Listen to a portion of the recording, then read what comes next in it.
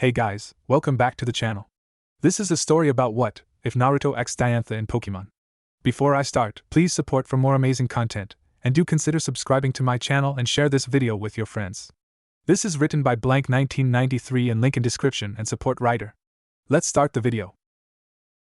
The sky became dark and low with ominous black clouds and the wind picked up, howling, crying, warning, baying like a wolf into the night. The first crack of lightning rent the air and within seconds the rolling boom of the thunder reverberated overhead. Soon the rain fell, slow to start, splattering the forest path haphazardly. Then it fell as if from buckets, cascading like a waterfall from the heavens. It pounded from outside to cave as if it were demanding entrance. The young Uzumaki had come to the small grotto in the mountains for solitude, to escape everything and everyone. He had anticipated it with such relish. But now he was here, even the fire seemed cold, and he longed for some company. Being alone became an anguish rather than a salve. Naruto had been orphaned so young he had no recollections of what it had been like to have parents. Perhaps that was a mercy. If he could have remembered the hugs, cocooned in his parents' arms, being scooped off his feet the minute his lower lip trembled, he would not have lasted a week on the streets. He did not look for love, he did not expect it, he barely knew what it was. Anytime anyone mentioned the L word, it was in the context of an adversary, and how they would exploit it to their advantage. There was no room for sentimentality in his life, only tough guys survived. Get out of here, you demon. You're nothing but a nuisance to us. We don't want you here. Just disappear. Being shunned was nothing new to him. It was the ridicule that came along with not following the social conduct. There was only hate and brutality from the ones looked up upon. It sucked to be oneself, especially if that self always stood outside watching, was never offered an umbrella for when it rained, or even frozen during a bonfire. That self could not join in with the crowd, and he never would. Shut up! The tiny blonde child lifted his head high, glaring at the villagers in anger. You will all regret being mean to me one day, all of you will. The blue-eyed child shouted at everyone staring at him, then turned on his heels, sprinting out into the forest, just wanting to be alone. The young Uzumaki ran until he could not run anymore. He didn't know how far he ran, he just wanted to leave everything behind. The young blonde went out to scrap up some firewood to warm up the fire from inside the cave before it started to pour down. Naruto left his little shelter to look for some fallen branches. A couple of bonobos and fletchlings rummaging for shelter from the storm. Naruto waved to a few his Pokemon friends he knew running for cover from the upcoming rainstorm. Living amongst the wild Pokemon was a dream come true for the young child. None of the Pokemon shunned him or avoided him at all, but welcomed him with open arms when he first arrived in their domain. The sky became dark and low with ominous black clouds and the wind picked up. The first crack of lightning rent the air and within seconds the rolling boom of the thunder reverberated overhead. Naruto leaned his back against a huge oak tree, sliding down on the ground, hoping the storm would quickly pass over. The blonde spotted streaks of lighting flashing over the leaf village from afar. He glared in disdain before turning away from the sight of the small community. I hated that place, the blonde thinking back from just being run out of the village for no reason.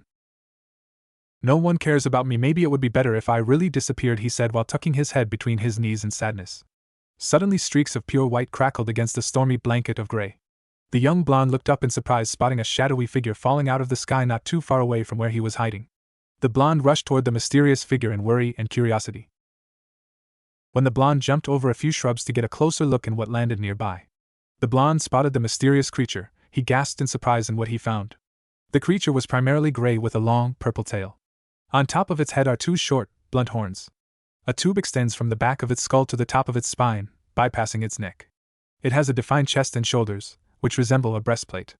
The 3 digits on each hand and foot have spherical tips. Its tail was thick at the base. Wow, is this a Pokemon? I have never seen a Pokemon like this before. The curious blonde said, rushing over to the downed unknown Pokemon. Naruto could clearly see the burn marks all over its body and the purple bruises all over its body. That it must have suffered from a hard battle or attacked by someone. The little child looked around frantically, hoping to find anything to help. The blonde looked over to an overly aged maple tree, seeing the huge pieces of bark chipping off. The blonde had an idea. Naruto pulled the huge pieces of bark of the base of the tree and found some thick vines wrapped around a dead log not too far away. The child made a handmade sled for the mysterious Pokemon. Naruto rolled the huge Pokemon onto the bark and wrapped the thick green vines around his tiny wrist, and pulling the sled away to safety away from the storm. Thunder cried out from the blackened sky, the clouds invisible above. Naruto shuddered, his teeth grinding in anticipation. A boom like that meant the heavens were about to let down a deluge, and he had nowhere to hide. Naruto soon found himself back inside his man-shaped cave to hide from the storm. The young blonde quickly put the dry sticks from the other day in the cave into the small fire to keep him and the mysterious Pokemon warm, then went out into the unforgiving rain to savage for food and herbs for the unknown Pokemon injuries. "Don't worry, I'll take good care of you," he said, looking back at the unconscious Pokemon before going back out into the storm without a second thought. Without warning, eyes flung so wide each iris is a perfect orb of deep purple. After a second or two its head turns, then looked around the cave confused on how it got here in the first place. Mutuo looked down, seeing the thick blue blanket covering him, and the medical gaze wrapped around his arms and hind legs and a few band-aids covering on his face. What is going on here? Mutuo thought to himself, looking toward the already smoldered burnt fire pit. Hey, morning, well, good afternoon to be honest. The powerful psychic type looked toward the mouth of the cave, seeing a tiny figure running closer into the cave. The child smiles brightly, seeing the mysterious Pokemon awake. Mutuo looked up, seeing the blonde child still unsure if this human is friend or foe.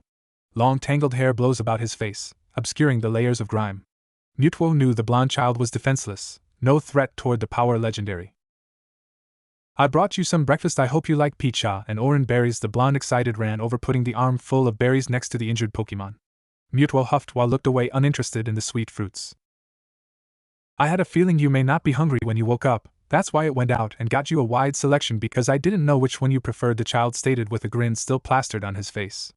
Mutuo looked over, seeing the vast amounts of berries pilled on a huge leaf in the back of the cave. He must have spent hours looking for this much food, Mutuo thought in amazement, and then looked over again to the distracted blonde child putting away the rest of the medical supplies in his small backpack. Where am I, human? The genetic Pokemon asked to the mouth of the cave. Naruto looked up in amazement, hearing the Pokemon speak to him with a mind. That's so cool. You can talk. How can you talk without moving your mouth like that? He grinned in eagerness. You did not answer my question first, human, Mutuo sternly stated, unfazed from the child's energetic behavior. Oh, sorry, we outside the borders of a small village named Konoha. A small town over is named Vanderville Town, is a couple hours travel by foot, but to be precise we are in the outer forests in the Kalos region. Mutuo pondered his current predicament for a second. The name's Naruto Uzumaki, by the way, he explained, rubbing the back of his head with a big smile. Mutuo looked at the child with blonde long tangled hair blows about his face, obscuring the layer of grime that is only broken by small scars on his tan cheeks. His clothes are of the summertime that passed several weeks ago, and his cheekbones are more pronounced than they should ever be on one so young. At his age he should be cherubic, but instead he reminds of a lost child. What's your name, mister? The blonde sat on his knees while presenting the rest of his berry haul in front of the mysterious Pokemon. Mutuo, he said, looking down at the blue blanket he was currently draped over him. Mutuo. That's a cool name. Why did you save me? What are you playing at, human?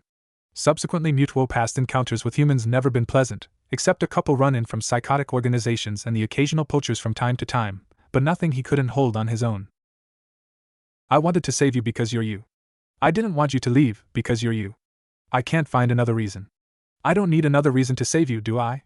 The blonde said, confused. Mutuo looked up in surprise, nevertheless looked down at his paws in his lap. You should go back home, human. Someone would be worried where you've been. Naruto then looked down to the ground, quiet. I don't have anyone waiting for me. I'm alone. I have always been alone all my life. No one cares that I'm missing. I see. Mutuo looking over to the abandoned child in pity, thinking he is just like him, alone. Are you alone too? The blonde asked, sitting down, wrapping his arms around his knees, waiting for a response. The one person who I thought understood me was just using me all along. No one ever treated me as an equal. Humans are all trash. They did not listen when I said that it hurt. They did not listen when I told them to stop. They didn't listen to anything I said. Mutuo angrily shouted, clenching his paws, thinking back to Giovanni using him as a tool. How can you move forward if you keep regretting the past? Mutuo swiftly snapped, his eyes up, meeting the child's blue orbs. Mutuo snapped back at the small child. You don't know anything. What the hell is up with you, child?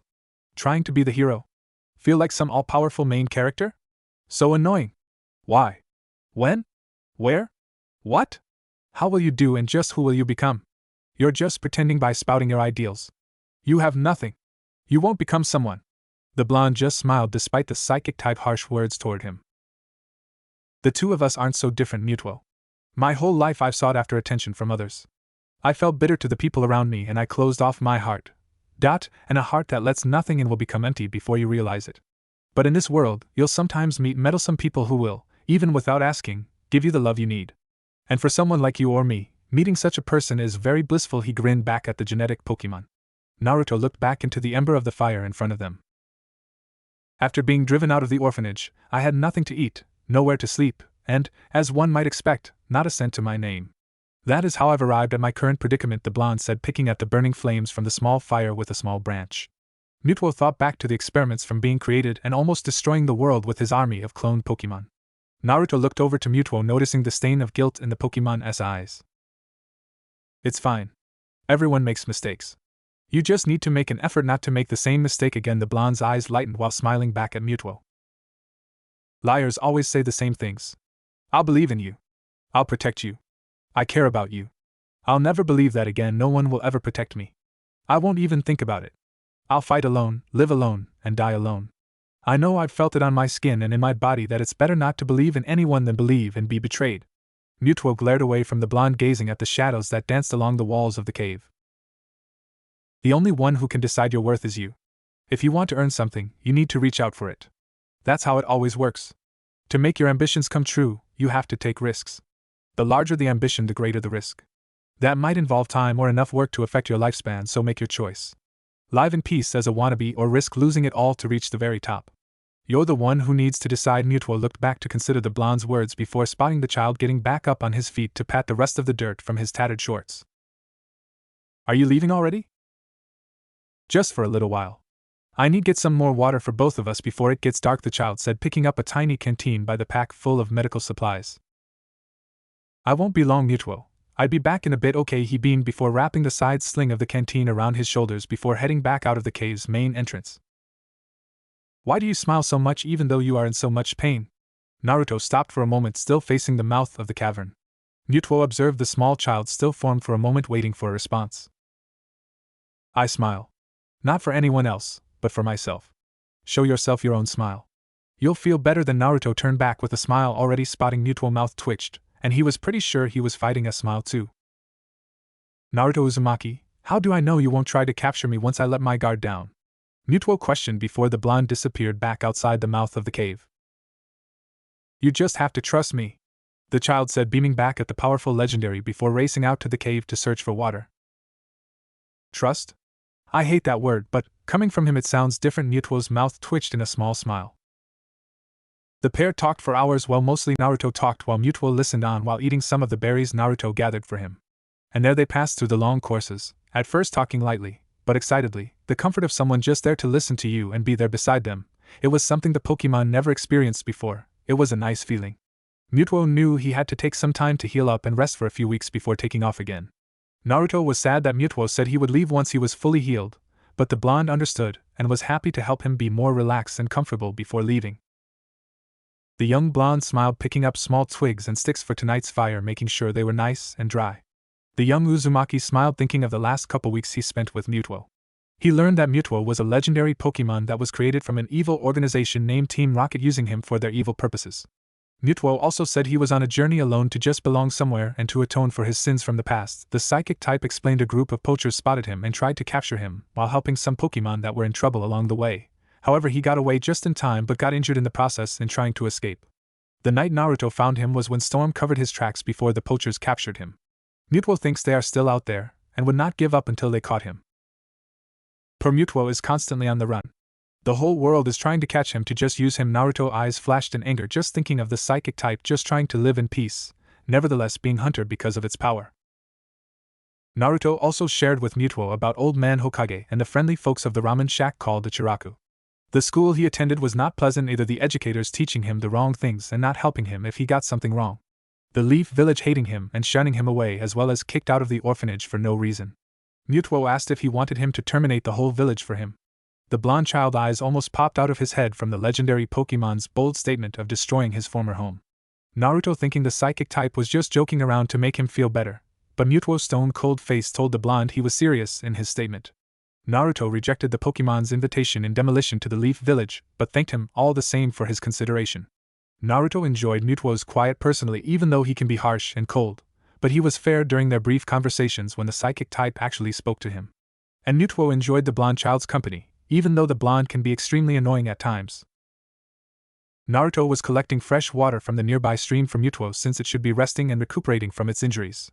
The young blonde volunteered to fetch some cool water for the still wounded psychic type. Mutuo nodded, saying he would await his return. The small canteen nearly filled up to the top before Naruto spotted groups of strange people dressed in all black with bulky body armor and guns, making their way deeper into the forest. Naruto could feel the wickedness from them even across the river. Why are they here? Mutuo said he gave those creeps the slip when the storm was happening. They shouldn't be looking for him at all, the blonde thought, sprinting back the way he came to the cave. I have to protect Mutuo no matter what, the blonde thought to himself in determination. Mutuo are okay. The said psychic type was confused by the child's hurried state, seeing the child panting hunched over on his knees trying to catch his breath. What is going on? Thank goodness you didn't leave the cave. There's a group of those poachers you mentioned before coming in this direction, but you are not fully recovered yet. Just stay here for a bit, I'll lead them away from this location. I know I am weak, but I can at least keep them from coming this way, so please stay here. His blonde hair shielded his eyes from view. Mutuo looked back down, spotting the water he requested early by his bedroll he was resting on. Mutuo growled and turned to the mouth of the cave. He felt the presence of several unknown individuals getting closer.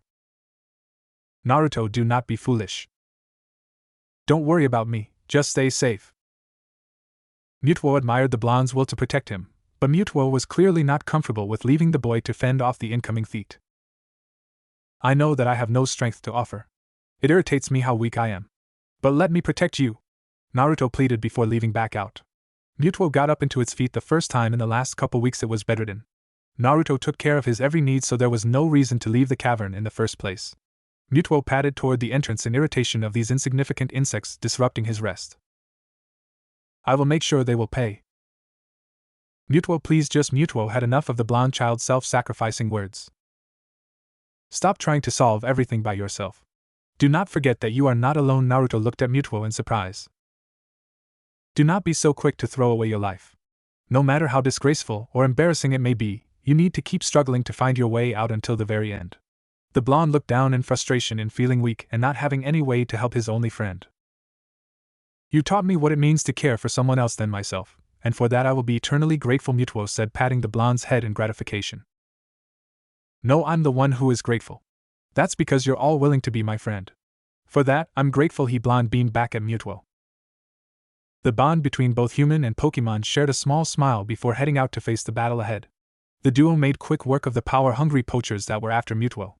Naruto distracted the thieves while Mutuo using teleport to make the blonde disappeared and reappeared in the dense forest without the thieves even noticing. Mutuo picked off the rest of them one by one while the group was distracted by the blonde child taunting them. The grunts were so transfixed on the child they did not notice their buddies vanishing. Naruto tied up all the poachers together. Mutuo erased all of their memories of ever meeting them while teleporting them in the village in front of Officer Jenny and Officer Anko's police station. Mutuo also destroyed the machines they brought with them and shattered the Pokeballs they had on their person, setting all the Pokemon free from the poachers that was forcefully captured against their will. The blonde was grateful things had calmed down since the previous disaster that almost happened in the forest. There was a search party looking for the equipment the poachers used but did not find anything since Mutuo destroyed all the machines and set all the Pokemon free. The blue-eyed child looked up, seeing the blue sky was streaked with the most beautiful sunset he had ever seen. The sky was filled with the most brilliant orange, complemented perfectly with hues of red and crimson, hints of green lingering behind with the bluish-gray of the forthcoming night sky. Mutuo is leaving today. I know I shouldn't be sad, but... The tears flowed unchecked down his scared cheeks and dripped from his chin. He was too sad to cry out or wail. Naruto Uzumaki the blonde wiped his head around, spotting his only friend standing there dressed in a tan tethered cloak around its frame. The small blonde walked forward with his head down, his long blonde locks covering his cerulean orbs.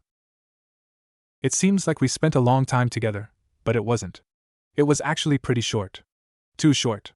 So I kind of know, but I kind of don't know what I want to say, Naruto said in a whisper, his body quivering from trying to hold his tears back. The more fun I have, the more it will hurt when we part ways. I know that all too well, the child said, hoping to be able to meet his only friend again someday. The blonde child ran forward to sob into Mutuo's clothed chest unceasingly, hands clutching at his cloak. The child held the powerful psychic type in silence. Mutuo held the child while rocking him slowly as Naruto tears soaked his robe. A tiny lapse let him pull away, blinking eyes heavy with tears, before he collapsed again, his howls of misery worsening. The pain must have come in waves, minutes of sobbing broken apart by short pauses for recovering breaths. before hurling himself back into the outstretched arms of the psychic type. I have no idea what you really want, what you're really thinking, or what the right thing to do really is.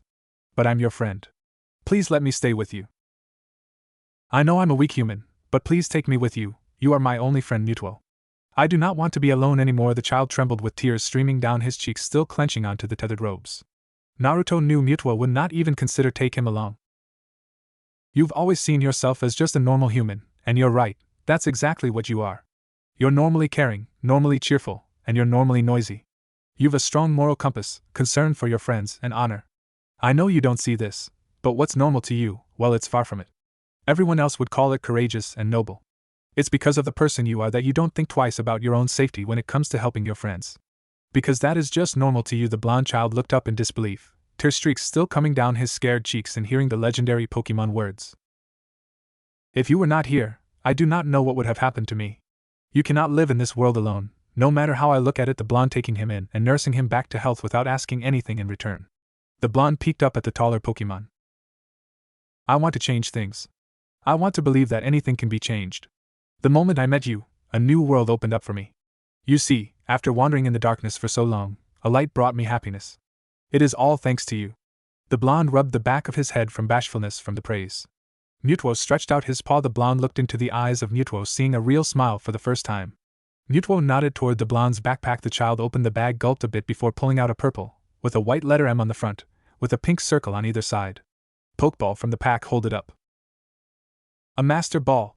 Wondering how Mutuo gotten a hold of this ultra-rare Pokeball. You trusted me, so I will trust you too. That is what being friends means, right? Mutuo said while bowing down to the blonde child. Naruto beamed in eagerness, tapping the master ball against the psychic-type forehead before it beamed inside the ball. The ball shook around 3 times before a tiny tick noise sounded, indicating the Pokemon has been successfully caught. Naruto jumped up in excitement in attaining his first Pokemon ever, even though the Pokemon himself wanted to be caught. Naruto released Mutuo from his ball. Are you sure about this, Mutuo? Yes, I am sure. In a way you are protecting me, he nodded back with a smile. Mutuo, I may not strong and I do not have anything to offer you, but I will not give up while staring off to the sunset in silence and resolve. The circumstances of one's birth are irrelevant. It is what you do with the gift of life that determines who you are, Mutuo said while holding out an outstretched paw to the blonde child. Naruto beamed, putting on his backpack in eagerness before grabbing onto the psychic-type paw while being lifted off the ground, surrounding the blonde Uzumaki in a blue aura protectively. My dream was to become the Hokage, the strongest Pokemon trainer in the village, but I do not know anymore, Naruto said, looking toward the setting sun in the distance while the two still hovering in the air. Is that not what you wish? The legendary asked. I still do want to be the strongest, but not just of this village, but the whole world. I don't need the villagers' approval to be strong. I can do it with my own 2 hands, the child looking back to the sunset while staying quiet, allowing himself to stay lost in the moment a while longer. You know, there is another reason why I helped you, Mutuo. The psychic type looked over to the small child in curiosity. Old man Hokage always says strangers are just friends you haven't met yet. The blonde Uzumaki beamed up at his only friend and first Pokemon. I see, Mutuo smirked, turning back to stare into the sunset once more. More than anyone else, humanity is a species which looks forward to tomorrow. Because of their dreams, they can bear with the unjustness of the present. If this is the path you choose to walk, I will help you get stronger. No matter what painful things happens, even if you fail miserably and get in a tight spot, I will be there. Mutuo nodded toward his trainer in respect. Thank you, Mutuo. So, come Naruto Uzumaki, let us depart this place and start anew. The blonde nodded. I don't know what exactly I will be able to do for you, but I'll always be by your side. Believe it. Both trainer and Pokemon body glows white, and they also become surrounded in lines of white light. They both then disappear, not leaving a trace behind. The name Naruto Uzumaki will go down in history. Professor Sycamore stretched out his arms into the early summer morning. The weather is gorgeous today. He always knew it would be a fine day when he couldn't feel the temperature of the air. Outside had the sweet fragrance of freshly cut grass, and the fledglings chattered in the trees. The sky was blue with just a few straightest clouds making their unhurried way toward the ocean. The sun was already a friendly ball of yellow above, promising more heat as the day progressed. All in all, he couldn't have asked for better weather. It's finally here. The moment of truth, the stepping stone to the real world. This is what they've been preparing us for. After 13 memorable years. Through the good, bad, idiotic, fun, and change. It was finally time. Time to step out into that bright light, shake the hand of an administrator, and grab the ticket to freedom. The fresh new rookie trainers were heading over today to pick up their first Pokemon. A group of teenagers were gathered in the capital city of Luminous, in the Pokemon laboratory of Professor Sycamore. The group of teens in front of him, and some of his lab assistants. There were 9 of them, 3 girls and 6 guys. The lavender-eyed girl stood shyly between 2 boys who were part of the Inuzuka and Aburain clan from Konoha. The 2 girls' voices rose above the sacred silence. A glance, touch, and one small comment stirred a hurricane of harsh and hoarse insults between them. They were both thin girls, but one had long blonde hair up in a long ponytail with blue eyes and the other baby pink locks sweeping jade-green eyes. One of the 6 guys that looked bored out of his mind was laid back scanning the room almost half asleep, while the plumper one was consuming a bag of barbecue chips with a smile and silence. The pale-skinned one seemed to be drawing the enter of the lab itself with a fake smile. The last one was the second son of the leader of the infamous Uchiha clan. They were the type of people that always were pretty difficult to deal with but were respected in owning the TM factories around the world. The reports showed he was at the top of his class, a real prodigy. The professor never saw grades this perfect since last year's rookie, Neige Hyuga. Professor Sycamore made a heartfelt speech about starting a new adventure and making new friends.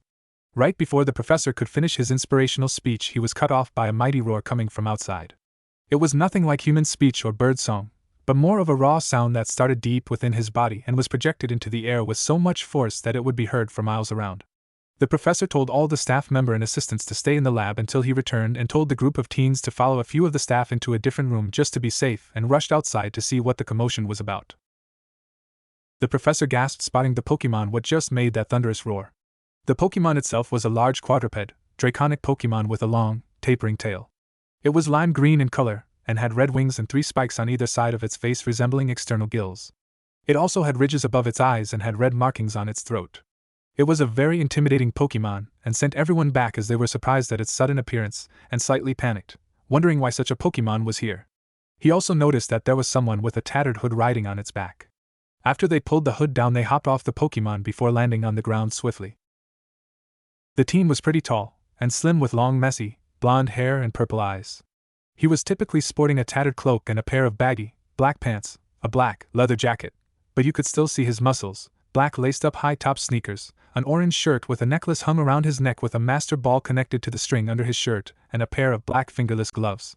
He also wears a mega ring on his left wrist. The torn cloak was courtesy from Mutuo. Professor Sycamore was utterly speechless. "Are you Professor Sycamore, by any chance?" the blonde teen asked politely. The professor noticed some of his long blonde tresses cover his left eye. His hair looks like Madara, just blonde. The professor nodded dumbly, still wary from the oversized shiny dragon that was at least twice the size of a normal salamence. The green dragon nuzzling lovingly up to the mysterious blonde, its huge tail wagging joyfully, acting like overly pleased lil-pup pup. Then something clicked in the professor's head when he saw the blonde scratching the huge dragon under its chin in an affectionate way, making the dragon purr. "By any chance is your name Naruto Uzumaki?" The blonde looked back to the professor, not expecting anything out of the ordinary. Professor Sycamore leaped toward the blonde teen in a comical fashion, rushing over to shake his hand at a speedy pace, with tears almost in his eyes. "I have heard all about you from both Steven and Professor Oak, and read all of your latest reports and data findings on Mega Evolution, and your research on legendary Pokemon. I truly respect your work, Mr. Uzumaki." No problem, Professor Sycamore. I am happy to help out any way I can, to anyone wanting to learn more on Pokemon theories, the blonde said, trying to pull back his hand from the overly enthusiastic Mega Evolution specialist. "I got a call from Steven just this morning saying one of his younger colleagues wanted to start their journey and participate in the Kalos League. I did not even think he was speaking about you. Even though I have the connections to probably battle the Elite Four off the back, I want to contribute in earning all 8 badges like any other individual my age. It is the only reasonable way to do it." The professor respected the blonde teen's decision in working for the title instead of something given to him on a silver platter. "Oh, you just call me Naruto, Mr. Uzumaki is too formal. You are still my senior professor." He smiled up at the professor's sheepish expression. "Is it alright if I leave my Pokemon out here? I know she would not be able to fit past the door." "Oh, of course, why don't you have her fly to the back of the lab? I think your small entrance caught some curious stares." The blonde looked back, noticing a mass of people crowding around the gates of the lab, hoping to get a picture or a video of the colossal green dragon. Naruto nodded in embarrassment, telling her to fly around the back of the laboratory. The green dragon gave the blonde a lick on his whiskered cheek before giving a powerful flap of her wings and taking off into the air around to the backyard. To tell you the truth, she looks really frightening. The professor led the blonde teen inside to get his Pokédex updated and registered for the Kalos League. Who Toru? The professor looks at him confusedly at the blonde from the unexpected name. That is the name I gave her. She looks unapproachable, but under all those green scales she is a total sweetheart. The blonde smiled, nodding to himself. The professor had a fearful expression, thinking if the blonde thought the enormous dragon was a sweetheart, what was a monster to him? When the duo came though the foyer, the other lab assistants came over in a rush, worriedly asking if everything was okay. The professor informed them everything was fine, and the issue was taken care of. I am sorry about the unexpected drop in, Professor.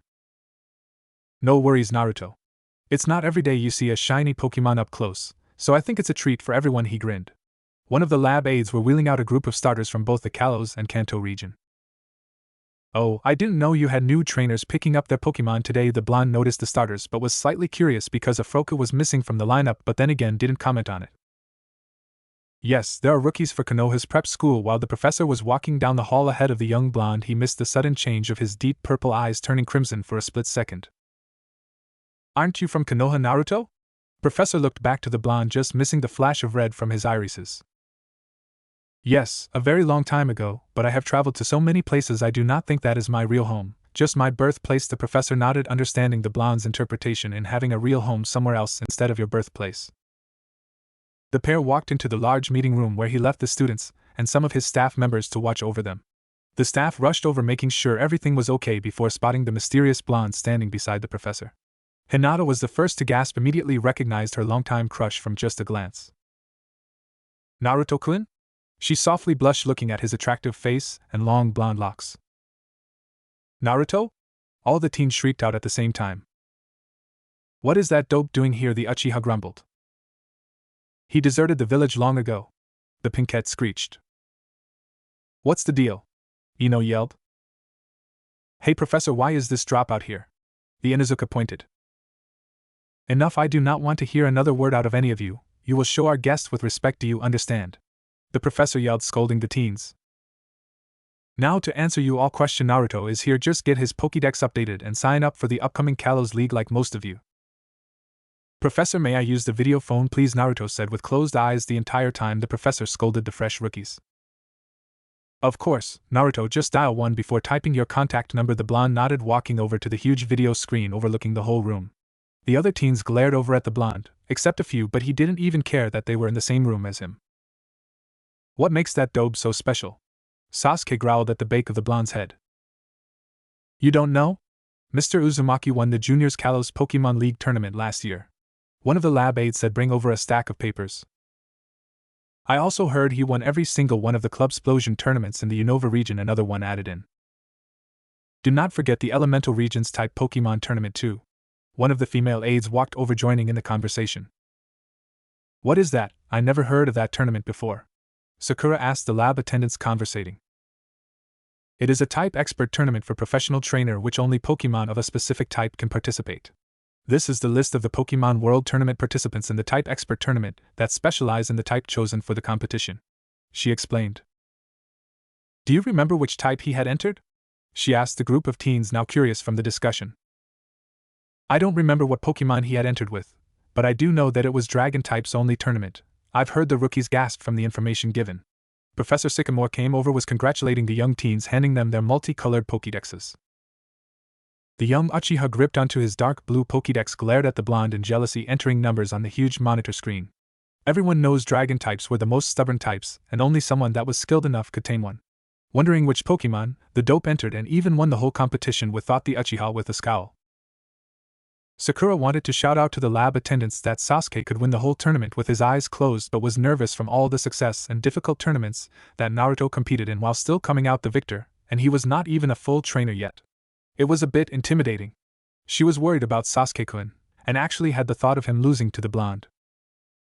Ino was on the same boat as Sakura, but her mindset was that she had every fiber in her body confident that Sasuke would take Naruto down, regardless of the tension he was causing. Shikamaru could only stare with just a lazy look, but there was a sparkle of curiosity in those eyes, wanting to question more about the blonde.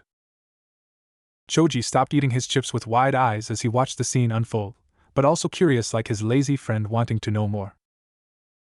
Shino was silent and calm during the tension, but that didn't make Shino flinch or anything outwardly. Hinata was shivering a little from hearing a bit on the blonde's past triumphs, but that would not stop her from trying to approach the blonde, hoping she would the chance to at least speak to her crush.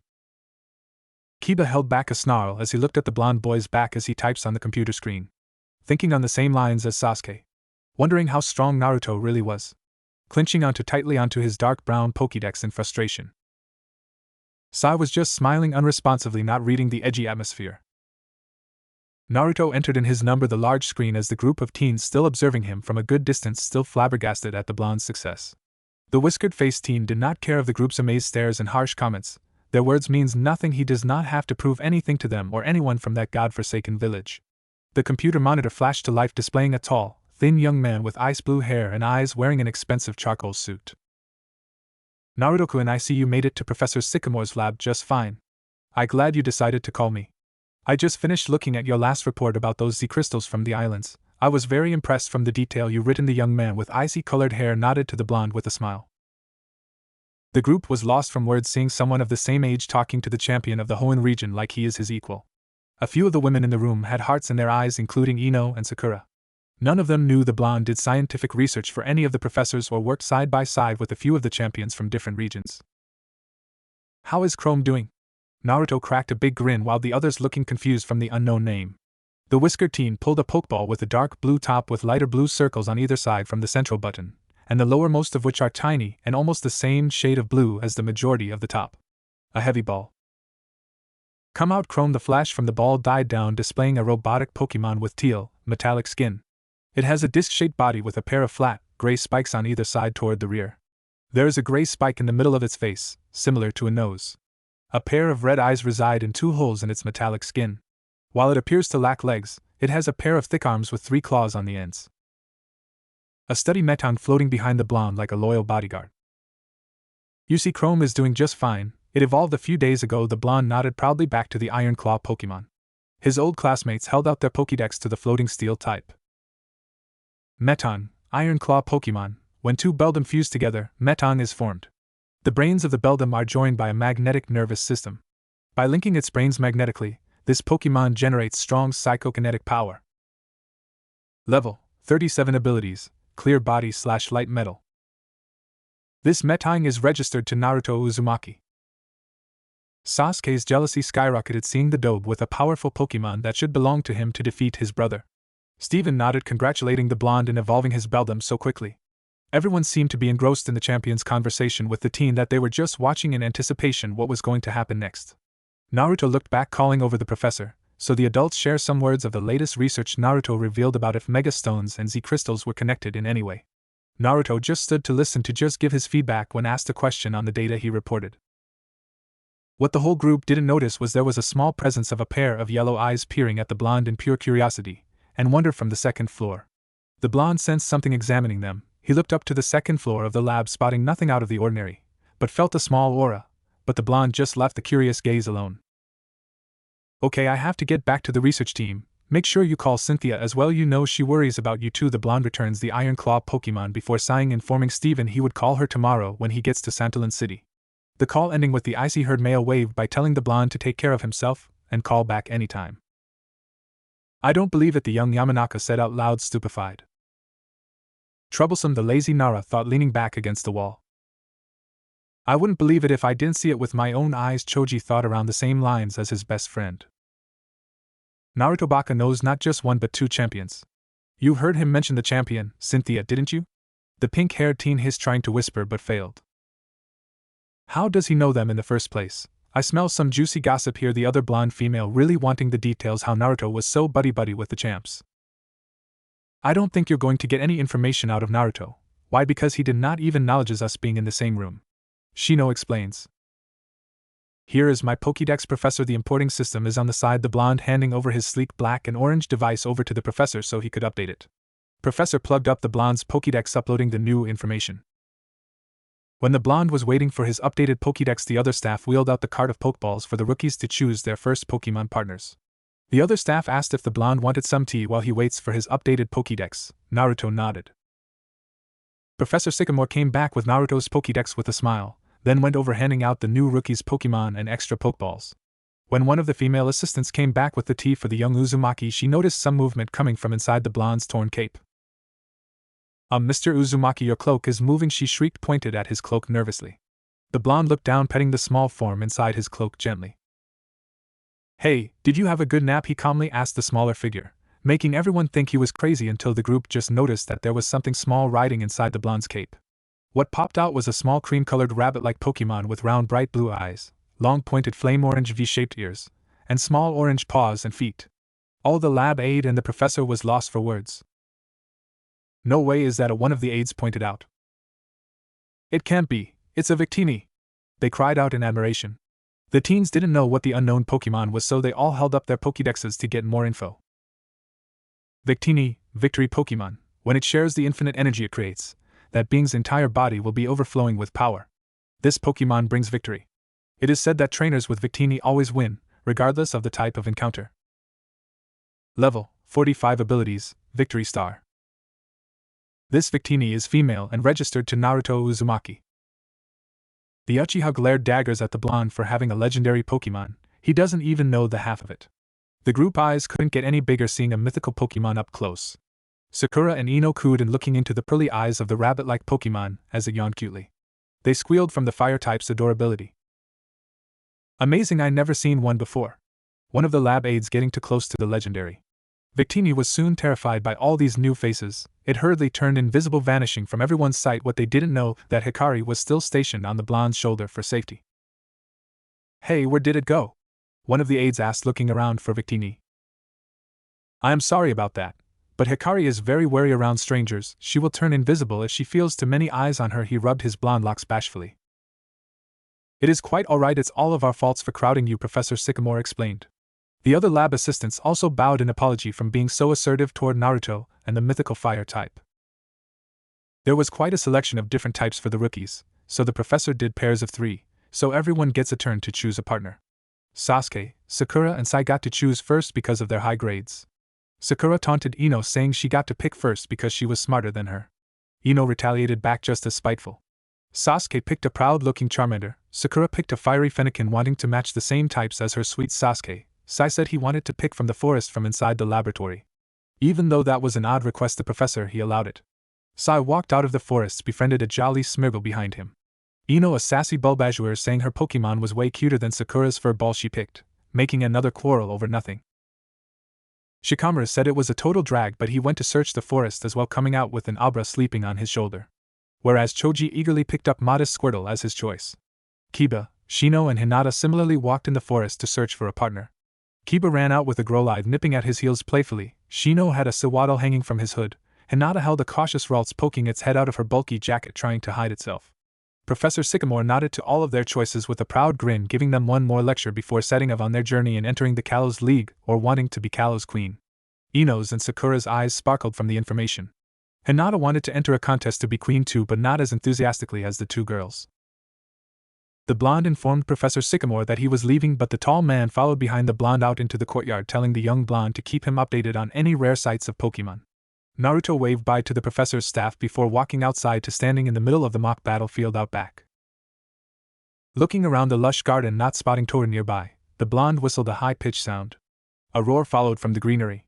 Tora cried out as she lumbered past the shaded tree line, making her way towards the blonde teen, nearly knocking Naruto over as she slammed her head into his stomach in an attempt to cuddle. While Victini reappeared out of thin air, gliding over to the large dragon to get settling down on her back, trying to get comfortable.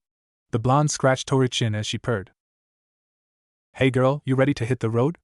Her reply was a big lick from the dragon's rough tongue. Professor shook the blonde's hand once more before the blonde was about to board his shiny dragon. He heard a yell calling out to him. "Naruto, I challenge you to a battle. And I'm not taking no for an answer." The young Uchiha demanded, marched over to the blonde. The group has followed them as well, interested. The group was surprised and scared out of their minds noticing the massive dragon behind the blonde teen. The group pull out their Pokédexes to learn more. Know this Pokemon was on the pseudo-legendary list, not to mention one of the most dangerous Pokemon out there. Salamence, Dragon Pokemon. By evolving into Salamence, this Pokemon finally realizes its long-held dream of growing wings. To express its joy, it flies and wheels all over the sky while spouting flames from its mouth. It's uncontrollable if enraged. It flies around spouting flames and scorching fields and mountains. Level 72 abilities, Intimidate/Moxie. This Salamence is female and registered to Naruto Uzumaki. Toru completely towered over the group, snarling at the dark-haired prick that dared challenge her master. The group backed away, seeing the malicious glint in the massive dragon eyes that promised pain if they even looked at the orange-wearing teen funny. "Why do you think I would battle you, team?" The blonde landed back on the ground, looking at the stuck-up Uchiha with a blank expression on his face. Ino and Sakura looked like they wanted to butt in but caught themselves before they said something stupid. "I want to battle you to Naruto." The blonde cut his visible eye over to the Kiba with a determined look on his face. Naruto gave a harsh look to the two teens before replacing it with a grin. "If that's what you want, then fine, let's battle, but only one of you or none at all. I don't have time to waste around battling rookies fresh from the academy," he exclaimed, turning away from the pair, walking over to the opposite side of the battlefield. Toru following behind the blonde, going to lay down on the sidelines to watch with Hikari still on her huge back observing the battle as well. Naruto closed his eyes, folding his arms, not caring who faced him. Sasuke got picked to battle Naruto, making the Inuzuka sulk on the side. The teens were eager to see how the match would go, or be brooding like a certain Inuzuka boy. Sasuke marched forward with a confident smirk on his face, taking out his pokeball. One of the lab assistants offered to be the battle official. "All right. This is a one-on-one battle between Sasuke Uchiha and Naruto Uzumaki. Trainers, send out your Pokemon." The lab assistant called out to the two teens. "I bet you just cheated your way up to the top. You're nothing but a daube, always were and always will be," declared Sasuke, tossing up his capsule and releasing his starter Pokemon, a Charmander. Naruto ignored the Uchiha taunts, reaching back to try pick one of his weaker Pokemon to battle the spoiled prick. Sasuke anger spiked, noticing he was being ignored once again.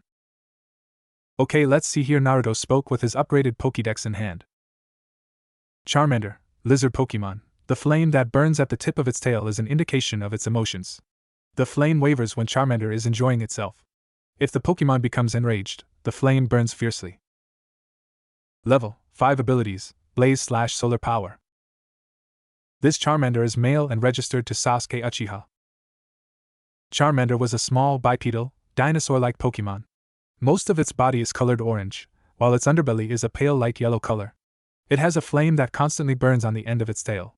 Naruto nodded, noticed the cocky in the Uchiha's eyes. The blonde shook his head in pity, reaching around his clock, unclasping a Pokeball from his side belt. "Thor, come out!" The blonde held up a blue Pokeball with yellow stripes. "That's a quick ball," everyone thought before Naruto thrown out his Pokemon onto the field in a flash of light. The Pokemon was mainly yellow with black stripes across its body and one lightning bolt shape on its stomach. Its forearms are large with 3 small claws at the ends, and its legs are short and stubby. The most notable feature is the horns on its head, which appear as the 2 prongs on a spark plug. All of the rookies took out their Pokédexes to get info. Elekid, electric Pokemon. Elekid stores electricity in its body. If it touches metal and accidentally discharges all its built-up electricity, this Pokemon begins swinging its arms in circles to recharge itself. Level 25 abilities, Static/Vital Spirit. This Elekid is male and registered to Naruto Uzumaki. Wow, an Elekid. I wonder how he got one of those. Elekids are pretty difficult to find out in the wild, Professor Sycamore stated to the others observing the battle with crossed arms, anticipating the battle. He wanting to see if the rumors were true about the blonde's original battling style. "You can go first, Sasuke, since you are an unexperienced rookie in all." Naruto nodded over to his challenger. Elekid grinning, doing the come get it taunt with its claws, making both trainer and Pokemon irritated. "Don't mock me. Charmander, use Ember now." The flame lizard flexed its claws before sending out a large plume of fire. Thor used Dynamic Punch on the ground. Elekid punched the ground with enough force to make whole field quake. The flames were blocked by a slab of earth from the field Thor pierced, like a barrier. "Now run straight through the smoke and use Thunder Punch." Close-up, Naruto telepathically communicated from his mind to the small electric type. Thor nodded in understanding before sprinting through the cloud of ash with his fist crackling with electricity. Everyone was shocked, spotting Elekid bursting out of the smoke, his attack ramming straight into the unsuspected fire lizard. Thor's painful punch launched right towards the Pokemon's abdomen and broke through the dust. Charmander was sent flying and landed a good distance away from Elekid. Again, Sasuke was stunned, but he regained his stupor while gritting his teeth when the electric type just stood there calmly awaiting an order. "How did he do that without giving a command?" the Pinkette shrieked. "I don't know, I didn't hear Naruto speak." Kiba sounded confused, trying to think in what just happened. Professor Sycamore smirked to himself, knowing the blonde had such a deep connection with all his Pokemon that he could talk to them without even speaking to them directly. "I don't know what kind of trick you pulled before, But that won't save you. Use Metal Claw, Sasuke commanded, although with a little desperation. Charmander barely lifted its shining claws up in the air before attacking head-on toward the electric type still standing perfectly still. Move 3 meters to the left. Thor dodge over to the left without really moving from his spot. Metal Claw until you hit it. The flame lizard kept up the pitiful claw strikes, trying to at least land one hit on its foe, but failed constantly. The fire type was barely able to keep stance since it was so tired from Elekid's endless dodging. Let it connect, then charge, and Naruto called out, making everyone surprised hearing the blonde's command. Sasuke was smirking as if he knew who would win, but Naruto had his eyes narrowed. Look at the dope making a rookie mistake. Charging toward and attacking Pokemon head-on, he egged on the blonde more when Charmander's claws were getting closer to Elekid. Shut up, prick. Naruto simply rebuked, as if Sasuke was a whining child who didn't get their way. Said boy gained a tick mark on his forehead for being blatantly ignored again and growled, but that moment of anger alone costed him the match. Finish it with Thunder Punch. Naruto let out his only command needed for the battle, finally taking pity on the poor fire type, but remained impassive. Thor smirked as it easily dodged the slow-moving attack from the already exhausted fire type. Electricity burst from Thor's fist, flaring wildly as he punched the lizard Pokemon once more, sending it sliding back, landing into Sasuke, shocking him also from the after effects of the electric attack. Charmander was down for the count. I knew that would be a waste of time, the blonde sighed in boredom. Charmander is unable to battle. Elekid is the winner. Victory goes to Naruto, the lab aide announced, mostly getting gasps and paled faces from the other trainers. Sasuke, especially, was pale and dropped his Pokeball due to his hand not registering to his nerves. Such power, many of them thought. Naruto calm nodded to electric type, still ready for another round, but it turned toward the blonde teen, flashing him a quick salute before Naruto smiled, returning it to its quick ball before whispering a soft congratulation to the small electric type. Right when the blonde was about to walk over to the still wide-eyed group, he spotted a tiny blue frog Pokemon leaping down from the roof of the laboratory. It hopped over to the blonde eagerly. The blonde did notice the Froakie was still missing during the introduction. Naruto brushed it off, thinking the bubble frog was already picked up by a random trainer already, but it seems to be from the lab. Hey Froakie, what's up? Do you need something? The blonde bent down to one knee, wondering what the small water type wanted. Froakie hopped over to the blonde, tapping its webbed feet onto his Pokeballs. Naruto getting the suggestion on what the bubble frog wanted. You want to come me, Froakie, is that it? The blue frog jumped up happily into the blonde's arms. The blonde held the bubble frog with a smile, rubbing the soft frubbles around its neck as it nuzzled the blonde thankfully from the soft scratches. Oh, you found Froakie. I was wondering where he ran off to. Professor Sycamore smiled, seeing the frog Pokemon so relaxed in the blonde teen arms, came up with a great idea. Naruto, why don't you take Froakie with you? I know you would be the perfect trainer for this little guy, the professor suggested. I was just coming over to ask if it was okay to take him along with me, still wondering if it was okay and why no one picked Froakie in the first place. To tell you the truth, Froakie has been picked several times from new trainers, but they keep sending him back because of his disobedience and not wanting to get along with any of the trainers that picks him. I think Froakie chose his real trainer for the first time instead of the other way around, he laughed, handing the blonde Froakie's Pokeball to add on to his party. The professor didn't know that the blonde can store past the regular 6 carrying limit thanks to Mutuo tampering with the blonde's carry limit system, so none of the Pokemon he caught will be transferred. We will work hard and get stronger together. Looked down at his new friend. Froakie beamed, looking up at the blonde. Naruto scratched his head for a second, still holding on to the frog with one arm, thinking to himself, nodding. I think I will name you Aim. Do you like that name? The small Pokemon thought about it for a minute before nodding with a smile, liking the new name. The blonde brought out his Pokédex to check Froakie's stats for a minute. Froakie, bubble frog Pokemon. It protects its skin by covering its body in delicate bubbles.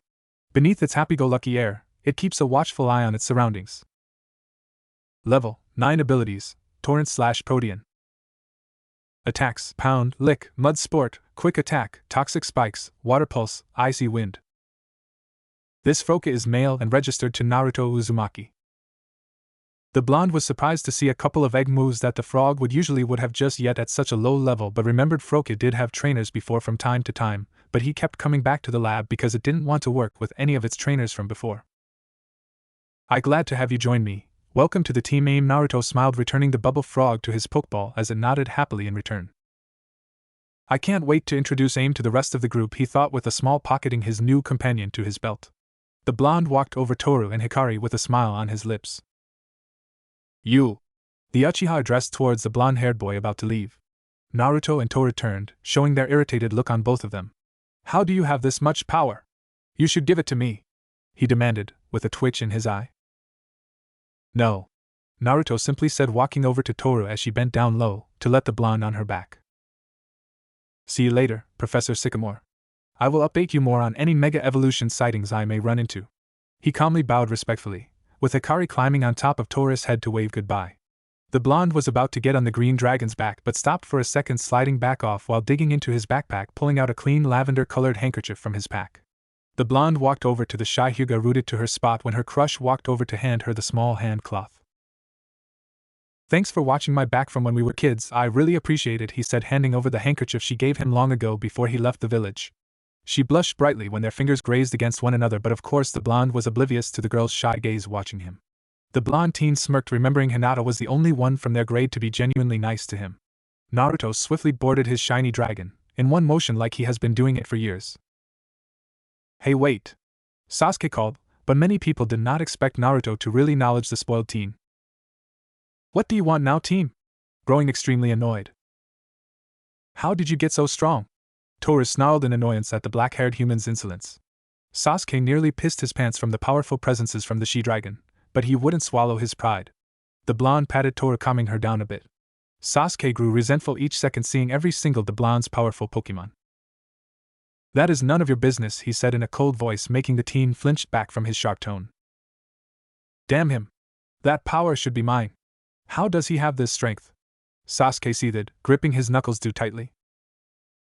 Sasuke, you should learn from this defeat and make better bonds with your Pokemon, Naruto stated, looking down from his dragon at the spoiled child. Having too many bonds causes one to lose focus, weakening their strongest wish, their greatest desire. It doesn't matter what needs to be sacrificed. In this world, winning is everything. As long as I win in the end, that's all that matters. The emo fired back in rage. Anyway, here's my point. Trivial setbacks like yours and mine are nothing but common occurrences in everyday life. Getting hung up over pointless crap like that shows that you're a joke. A complete and utter joke, the blonde sneered at the so-called prodigy. No matter what you're doing, the most essential thing is to not give up. Fail as many times as it takes. Keep trying persistently until you can call yourself average. If you can collect a nice group of average-level skills, that's already above average. You've created your own sort of talent. Everyone was taking the blonde's speech to heart, a feeling of guilt, making fun of him in the past resurfaced. Even if they tried apologizing to him now, they knew the blonde would not forgive them. It was nice seeing you guys again, well, some of you anyway. I hope we can catch up someday, Naruto suddenly said with a little smirk. He almost felt like a weight on his chest suddenly lifted a little seeing them again. Hinata fainted face first into the grass, the blood rushing directly to her face. Well, I overstayed my welcome already. I'd better be heading off now. He was still confused why the shy girl faints around him all the time, but brushed off the odd behavior, thinking she was hot from the heat of the sun. It is pretty warm today, he thought to himself, nodding at his clarification. Both female Pokemon sighed, thinking their master/father is going to leave a lot of girls broken-hearted in his wake. Good luck on your travels, see ya then. Immediately, both trainer and Pokemon took off into the sky. Naruto was happy to gain a new friend in AIM, knowing the Bubble Frog will make a great addition to his already powerful team. I do not know why you didn't destroy that emo with one blow from some of the other Pokemon you already have on your person, a voice conversated with the blonde telepathically. I was trying to at least give him a chance. I did not want to totally crush his spirit nova. You can be so ruthless sometimes, the blonde chuckled, hearing his best friend's response from inside his mind. Naruto's nickname is Nova. You know you are not the only one that hated him. I know. Toru wanted to squish Sasuke like a cater pie under her claws, he chuckled, rubbing Toru's back as she blushed pink, pouting, getting caught yet again from being overly protective of her master. Naruto never forgot the first time he met Toru all those years ago. The blonde was still a child, traveling with his friend Naruto. They had their respective jobs and setting up camp before nightfall. Naruto picked up another dry branch. He heard screeching tires not too far away from where he was. The blonde climbed onto a tree branch to get a better look at what all the commotion was about. Several black jeeps and what looked like a small airship was loading up cargo inside. The blonde looked more closely, seeing different kinds of Pokemon that looked like statues in the cages. Those look like Pokemon, but they're not moving at all, or are they just Pokemon statues? The child thought to himself confusedly. Hey, get back here! One of the bulky thugs said, shouting toward a small bear cub running away in tears across the small grove ahead. The bear cub was covered in short, orange-brown fur. Its muzzle is light tan with a small black nose and black eyes. There is a slightly paler tan crescent marking on its face, and it has round ears. It has 3 claws on its forepaws as well as 2 claws and yellow paw pads on its hind paws. Its tail is short, round, and puffy. Naruto recognized that the Pokemon was a Teddiursa. The blonde knew their species alone was not native to Kalos, so it was surprising to see one so close. Don't let it get away. Right. One of the thugs brought out a semi-wrist gun aiming at the tiny cub and shot an orange beam hitting the cub in the back, automatically turning the Teddiursa into a stone statue. The blonde gasped seeing the results of the ray gun. Good work, this whole operation would have been a bust if the cargo ran off. Yeah, we're going to make a killing of these, this job is too easy. I know, but we can't slack off, yet we got to load the rest of these runts onto the ship, he said, walking back to one of the jeeps getting in to drive back into the woods. The other grunt picked up the still statue of the Ursine Pokemon, taking it back into the ship. The young blonde ducked back into the branches trying to think of a plan to save the forest Pokemon. He looked back to the large airship, spotting one of the grunts opening up a small compartment on the side of the ship storing more cargo inside the hangar. That could work. The tiny blonde snuck past all the grunts by traveling in the air shafts of the ship, hoping to find the room where they're keeping the stolen Pokemon. The blonde got lucky overhearing one of the guards mentioning the room down the hall from the boiler room. The young Uzumaki followed the grunt into the back room, spotting the rows of Pokemon frozen solid. How dare these guys treat Pokemon like trophies? They are nothing but scum, the blonde thought in rage as the grunt put the Teddiursa on a circular pedestal and container of glass, putting it back onto the shelf with the rest of the other Pokemon before leaving back out the automatic doors. That was the blonde's K. He unhinged the air vent from the side wall, crawling out until he stood upright again. Look at all the shelves of Pokemon that were frozen solid. Well, better get to work. The young child started unfreezing the Pokemon inside the glass containers. The Pokemon were nervous of the blonde in the beginning, but then seeing that the blonde child was helping them escape, they decided to trust him and help. Naruto directed all the Pokemon that they need to escape out of the air vents to the outside, but to be quick and quiet about it. The Pokemon nodded while Geodude was directing the group to safety inside the air vents in a single file line, so nobody pushed. When Naruto unfroze the last Pokemon, it was the Teddiursa that tried to escape before. Teddiursa was afraid, but the blood patted its furry head in reassurance, saying he was here to help them get out of here. Don't worry, Teddiursa, I'm here to get all of you out of here. Teddiursa nodded but pointed to the back of the shelved room, directing the blonde to a different door. I didn't even notice that, the blonde said, rushing over to the door trying to turn the knob but found it being sealed shut. It's locked. What am I going to do now? Suddenly the whole room started to shake and rumble. The airship was about to take off. He was out of time. Damn, I'm out of time, the frustrated blonde trying to force open the door. The blonde looked back, seeing most of the Pokemon already off the ship except Geodude and Teddiursa. Geodude, I need you help, please. Geodude, use tackle on this door. The rock Pokemon rushed forward, rammed the wooden door down while breaking the hedges of the sides. The blonde rushed forward, spotting a single pedestal on a table. A tiny dragon inside the sheet of glass. Is that a Bagon? The shocked blonde ran forward, a little shaken, seeing a rare Pokemon that are mostly never spotted by people and really hard to find. I have never seen one before, he thought, putting his hand on the glass, but shook of his shock to remember what he was supposed to be doing from the get-go. Naruto unfroze the tiny dragon, seeing it finally open its eyes. The reptilian Pokemon possesses a large, round snout, triangular eyes, yellow, circular ears similar to reptiles, and a yellow lower jaw with 2 teeth protruding upwards. 3 thick gray ridges cover the top of its head, and continue downwards to cover its neck as well. There is a triangular patch of yellow on its underside. It has stubby, digitless arms and short legs with 2 toes on each foot. But what shocked the blonde even more that the tiny Bagon was a green color, not the usual blue scales. Whoa, a shiny Bagon, these are super rare! He thought in his head in excitement before trying to grab the dragon to sit it safely onto the ground, but the dragon glared at the child. It bit down hard into the hand trying to grab it. Ouch! Naruto pulled his hand away in a hurry, rubbing the bleed surface of his palm. Geodude and Teddiursa yelled at the green dragon that the blonde was saving them, not trying to hurt them. The little dragon was surprised that the blonde human got all his friends out safely, but still didn't trust the human. Naruto noticed the Bagon had a higher pitched growl, noting that the shiny dragon was a female. It turned away from him in a huff. Hey, what are you doing here? The grunt from before yelled out. The small group looked back in surprise, seeing that their cover has been blown. Naruto had to think fast. Geodude used tackle, Teddiursa used scratch.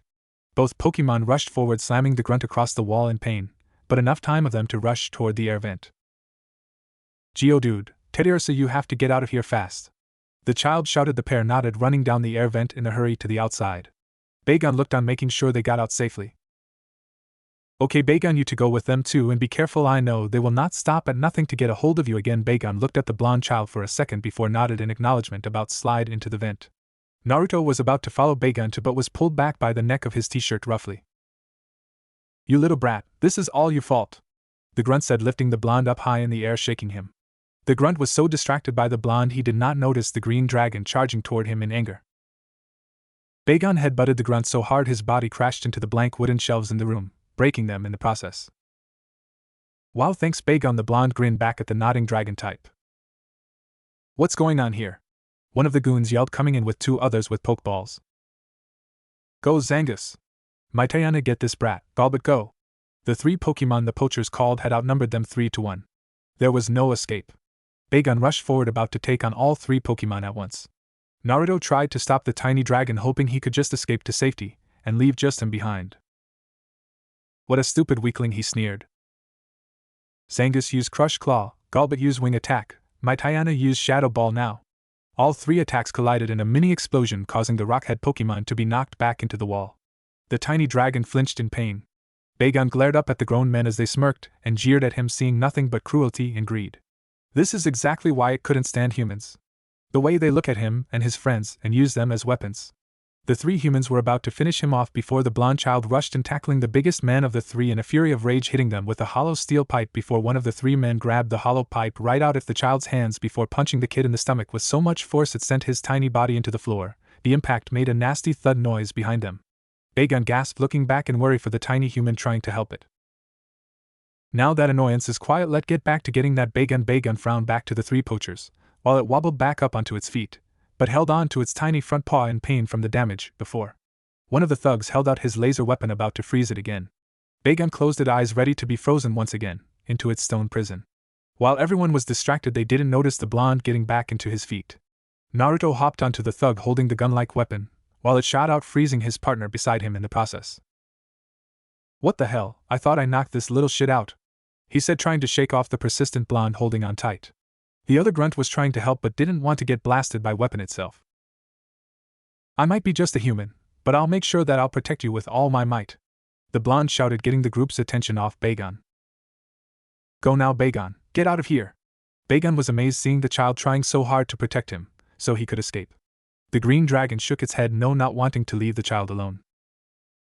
You don't have to worry about me, just go, he shouted, but got slammed into the ground once again by the grunt holding the wrist gun. I'm so sick of you. You stupid brat, I'm going to freeze you, then throw you overboard down into a ravine, so I don't have to see your stupid face again. Baegun cried out its name, getting the group's full attention, while his whole body starts to glow blue and moves its hands in a counterclockwise motion. A blue ball of water turns into a circle. Naruto eyes widened, seeing the powerful attack forming, and ducked down to get out of Baegun's range. Baegun unleashed a powerful jet of water from its mouth at all three stupefied Pokemon, making them fly back, crushing them into all three of the grunt's trainers. Baegun wobbled from side to side. He barely could stand up. We're not letting you get away now, Mitayana, hyper beam now. Mitayana opens its mouth and a red-orange ball appears in front of it. It then fires a red-orange beam at the tiny dragon. Naruto dived forward, scooping the tiny dragon into his arms, just barely dodging the strong attack.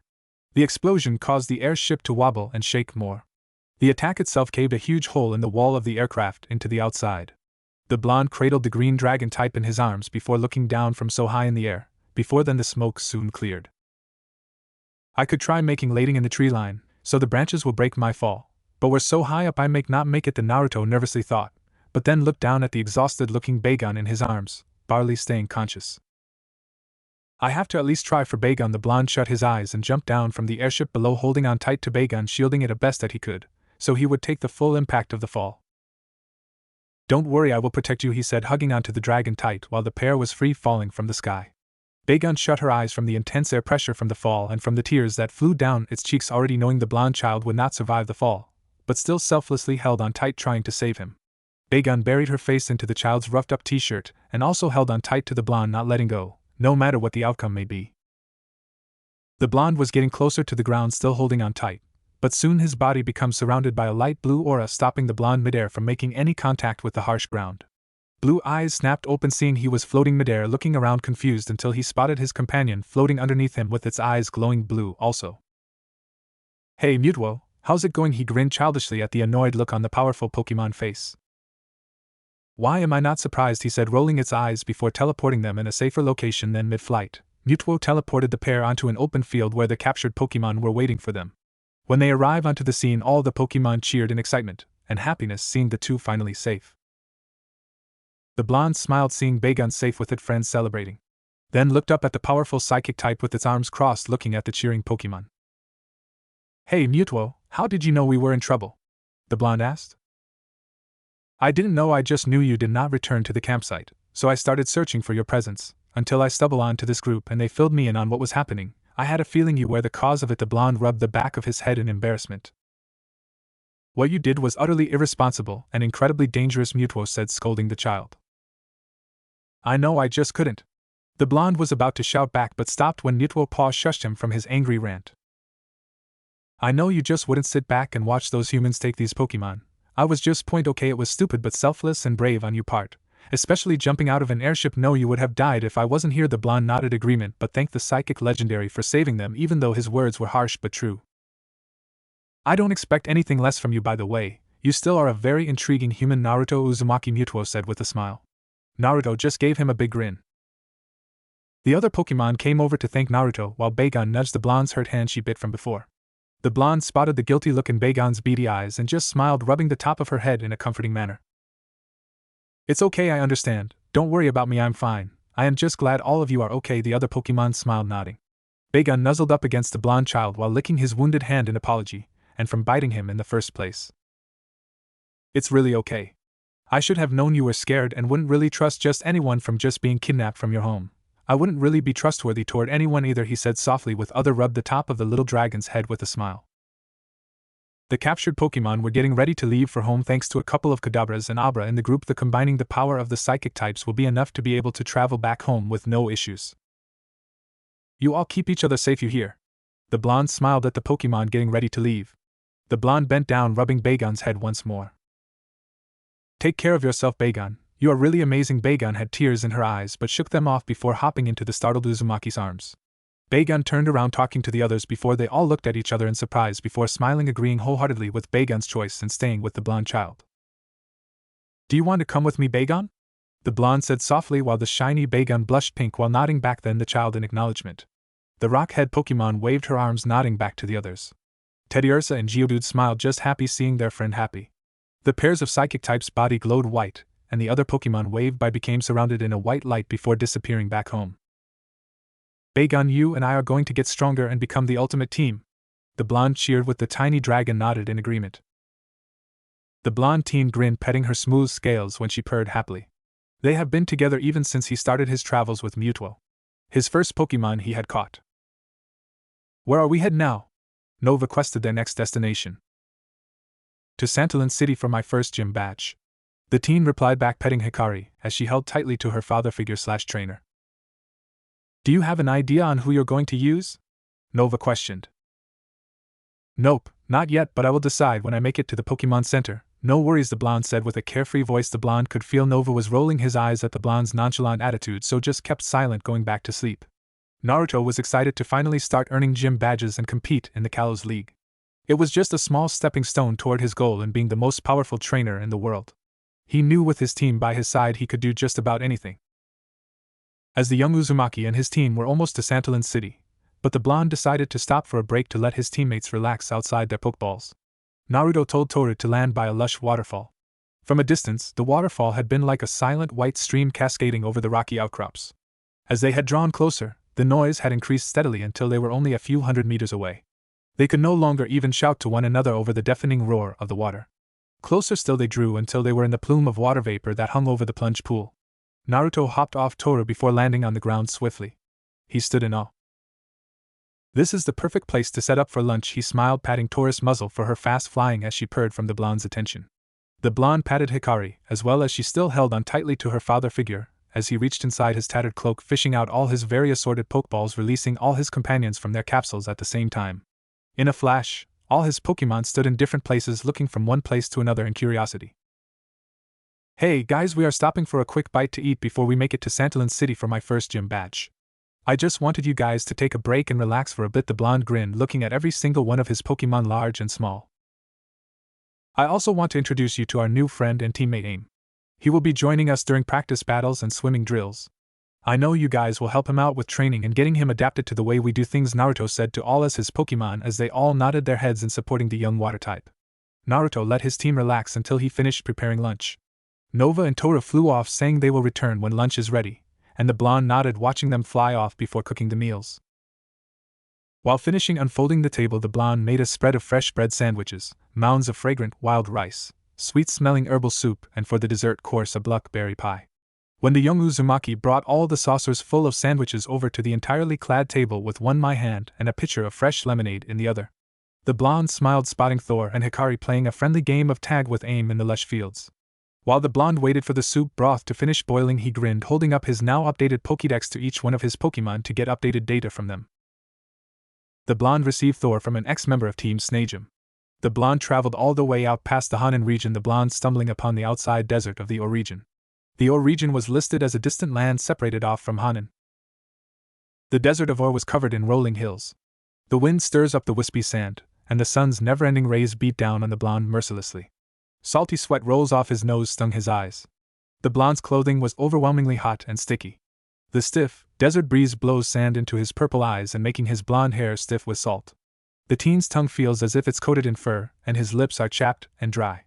The young Uzumaki longed for crystal, cold water. The young teen stumbled upon a single gasoline stand/diner located in the southeastern desert in the Or region, called the Outskirt Stand. Naruto entered the establishment, hurriedly pulling up his tattered hood to shelter his head from the blistering sun. The blonde hopped onto the stall by the countertop, ordering a tall glass of ice water and a couple of scoops of Moo Moo ice cream on the side. The bartender quickly started on the young teen request. The blonde now had a chance to look around the shop. The stand itself is made out of an old locomotive engine. The machinery of the stand still works, with the steam engine providing electricity to the appliances inside. Inside the engine is a small bar and restaurant that doubles as a convenience store.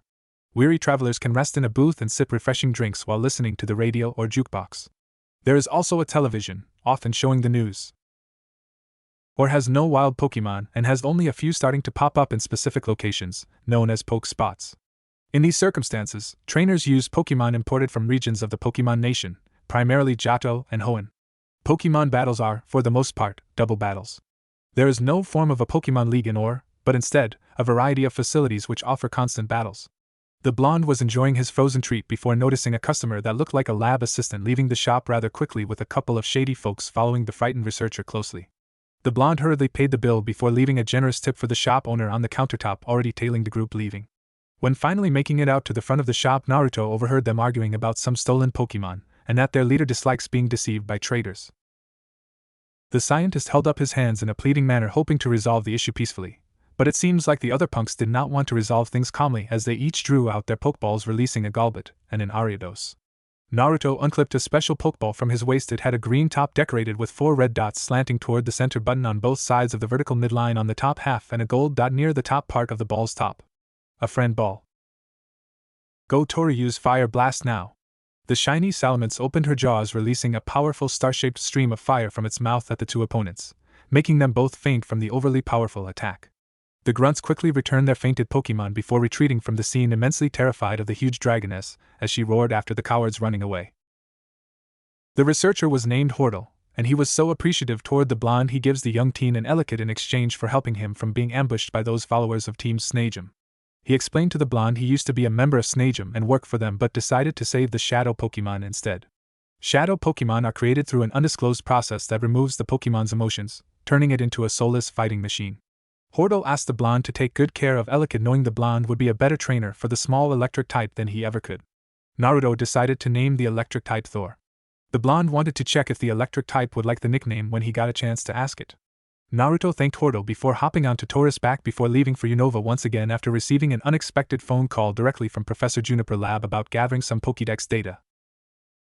Naruto heard rustling in the treetops. When he looked up, he spotted one of his Pokemon with its arms resting behind its head, sunbathing. This Pokemon was a large, bipedal, reptilian, gecko-like Pokemon that also possessed the traits of dinosaurs. It has powerfully built limbs and muscular legs that allow it to run at high speeds to chase after its prey in the jungles where it lives. Its body is mostly vivid green in color, and it has a gracefully rounded belly with a horizontal, pale red stripe extending across it. It has a light red chin and narrowed eyes with small, slit pupils and yellow scaras, with a red rim around the outsides. It has bladed leaves on its wrists, which it uses to slash. It has a long, large dark green, fern-like plant that resembles a tree for a tail and a cluster of small round yellow nutrient-rich seeds growing on its back. It has 3 sharp green claws on both its hands and toes. Comfortable up there, Saber?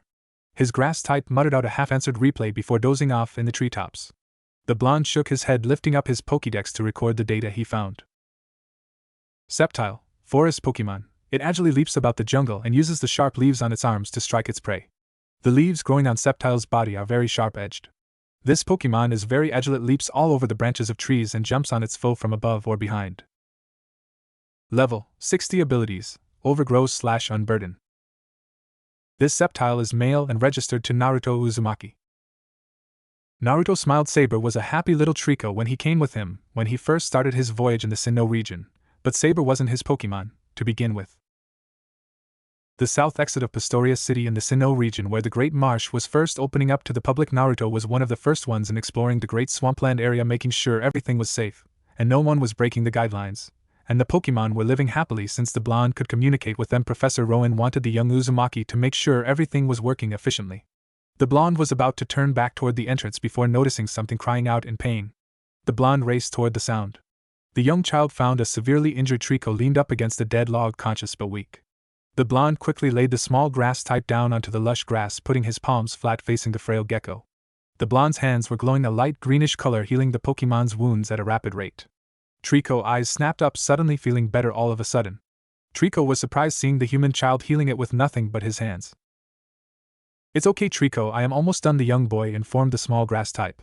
When Naruto was done, he reached into his backpack, pulling out a single lum berry and 2 citrus berries to crush together into a lime-colored paste. Mixing it with some water, he feeds the woodgecko Pokémon gentle with a spoon until it finished the medicine.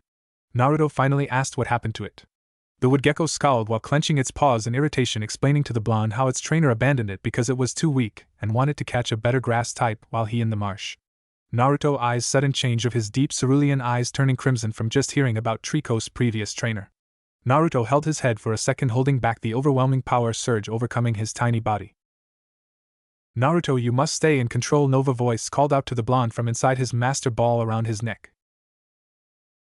Sorry, I lost my composure for a second, I apologized." The blonde closed his eyes while inhaling and soon exhaled, making his eyes turn back to its previous blue color. Trico was a little curious by the blonde kid's powers, also how he could understand him. The blonde apologized to the grass type as well. "I can tell you have a lot of spirit, and I couldn't think that a Pokémon like you could have that much. I would be honored if you would join my team as we strive to beat the gym leaders and become the best Pokémon trainer in the whole world," Naruto said as he knelt down and held his hand out. Trico was shocked at first but soon had the small smile, nodding at the blonde's invitation. Trico jumped up on top of the blonde's shoulder to nibble on his blonde as Naruto laughed at the ticklish feeling. "Welcome to the team, pal." He smiled while reaching for a special Pokeball for his new friend. "And I know just a Pokeball for you," Naruto said as he took out a Pokeball with a camouflage design on the outside of the ball. A safari ball.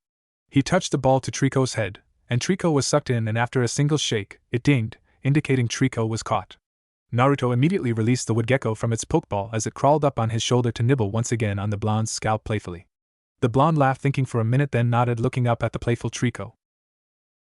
"How would you like the nickname Saber, Trico? I just thought it would be an awesome name for you since you will slash all your opponents away," he cheered childishly. Trico thought for a second before nodding in agreement to the name. "I can tell you, powerful Saber. And I know that we'll go far, and you'll become a powerful Sceptile," Naruto said with a smile.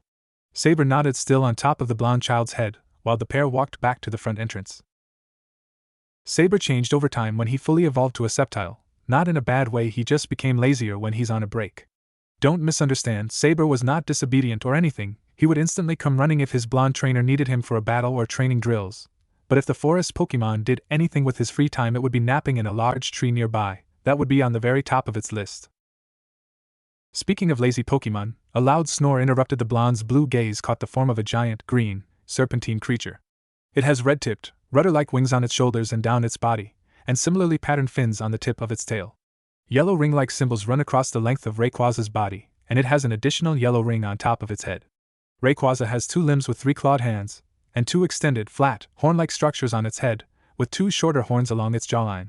It has small, yellow eyes with black pupils now closed from sleep, and 2 discernible fangs in its upper jaw. Serenity was plastered across the wingless dragon's face as he slept. At peace, his features were much softer in sleep, oblivious to the younger Pokemon sliding down his back using the wingless dragon as a human-made slide. The blonde teen chuckled to himself. Rayquaza, sky-high Pokemon, it flies in the ozone layer, way up high in the sky. Until recently, no one had ever seen it. Rayquaza is said to have lived for hundreds of millions of years. Legends remain of how it put to rest the clash between Kyogre and Groudon. Level 72 Abilities, Airlock. This Rayquaza is male and registered to Naruto Uzumaki. Rayquaza appeared when he first come across Steven and his research team screaming in fright, when the dragon unexpectedly mega-evolved after it ate the meteorite the scientists were studying. The green dragon believed the humans were invading the sky-high Pokemon's territory. Naruto had the research team quickly escape before unfastening the Master Ball around his neck and unclipping the cherished ball from his belt, releasing both Nova and Mars. Steven couldn't believe his eyes were seeing a child no less commanding 2 legendaries and facing off against the wingless dragon. Rayquaza tried to battle back but was swiftly overwhelmed by both the genetic Pokemon and the Paleozoic Pokemon. The battle was problematic, when Rayquaza continually used Dragon Dance and extreme speed, making it nearly impossible to detect where it was going to attack next. Then again, it's to be expected from a legendary Pokemon. The dragon was highly impressed with the blonde child's team. Of course, it never before battled against 2 legendary Pokemon at the same time. Naruto didn't think the wingless dragon would last much longer against Mars and Nova's powerful attacks, but the dragon was doing just that. The Nova and Mars combined their attacks to counter the dragon's superior strength. The duo was finally able to bring it down hard. Nova Mega evolved into its Mega Y form, moving at Mach speed, firing off ice beams, stone edge and thunderbolts which dealt an enormous amount of damage to its opponent. Mars tucked its body in, moving the same incredible swiftness as Nova, using Electro-Ebb, Tri-Attack and Gunk Shot while dodging most of the dragon's attacks. Rayquaza suffered significant damage before it was defeated by a combination attack from the pair. Mars, Nova finished him off with Techno Blast and Psystrike. Naruto commanded. Nova creates a white force field that expands rapidly from its body and firing it at its opponent, which fused with Mars' attack as it fires an ice-like beam of energy from its cannon at the sky-high Pokemon as well. Genesect Chill Drive. The airstrike detonated upon impact, sending Rayquaza straight to the ground, producing an enormous crater as it landed, defeated with comical swirls in its eyes. Naruto whipped out a black ball, with the yellow forming an H on the top of the ball. Ultra Ball, go! A pale red beam shot forth and sucked in the dragon. The ball shook once, twice, thrice, ding! Naruto stood quietly as his Pokemon landed behind the blonde, not at all tired from their match. He walked over to the Ultra Ball and picked it up. A grin graced his lips. Yes, I've caught Rayquaza. He held the Ultra Ball high in the air, already looking back to the 2 legendaries to congratulate them on their incredible teamwork, but seeing them butting heads, trying to shove each other backward by only using their brute strength. Your aim was off 5 meters, you stupid hairless cat. The Paleozoic pointed his stinger in Nova's direction. I do not make simple mistakes like you, dung bug, Nova fired back in a cold tone. How many times do I have to tell you, I am not a dung bug? Mars yelled with an angry tick mark beside its head. Oh, really? You sure behave like one with your shitty comebacks, Nova taunted, shrugging his shoulders. Let's go, you and me right now, Mars called out while powering up its back cannon. Very well, I am in the mood for another warm-up, Nova leered, his eyes shining blue, still in his Mega Y form. Naruto speedily ran over to break up the about-to-be death battle between his 2 strongest Pokemon.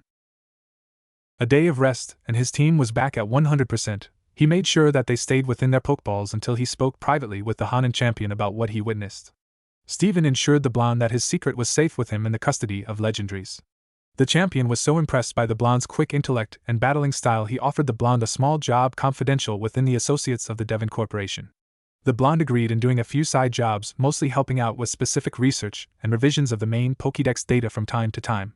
The blonde help did not go unnoticed. The company, of course, deposited the teen a fine paycheck for his services and received complete updates and the latest state-of-the-art Pokemon technology straight from the main factory. Best thing about it is that the items he received are not even released out to the public yet, so he gets first to pick before the new products flew off the shelves, free of charge.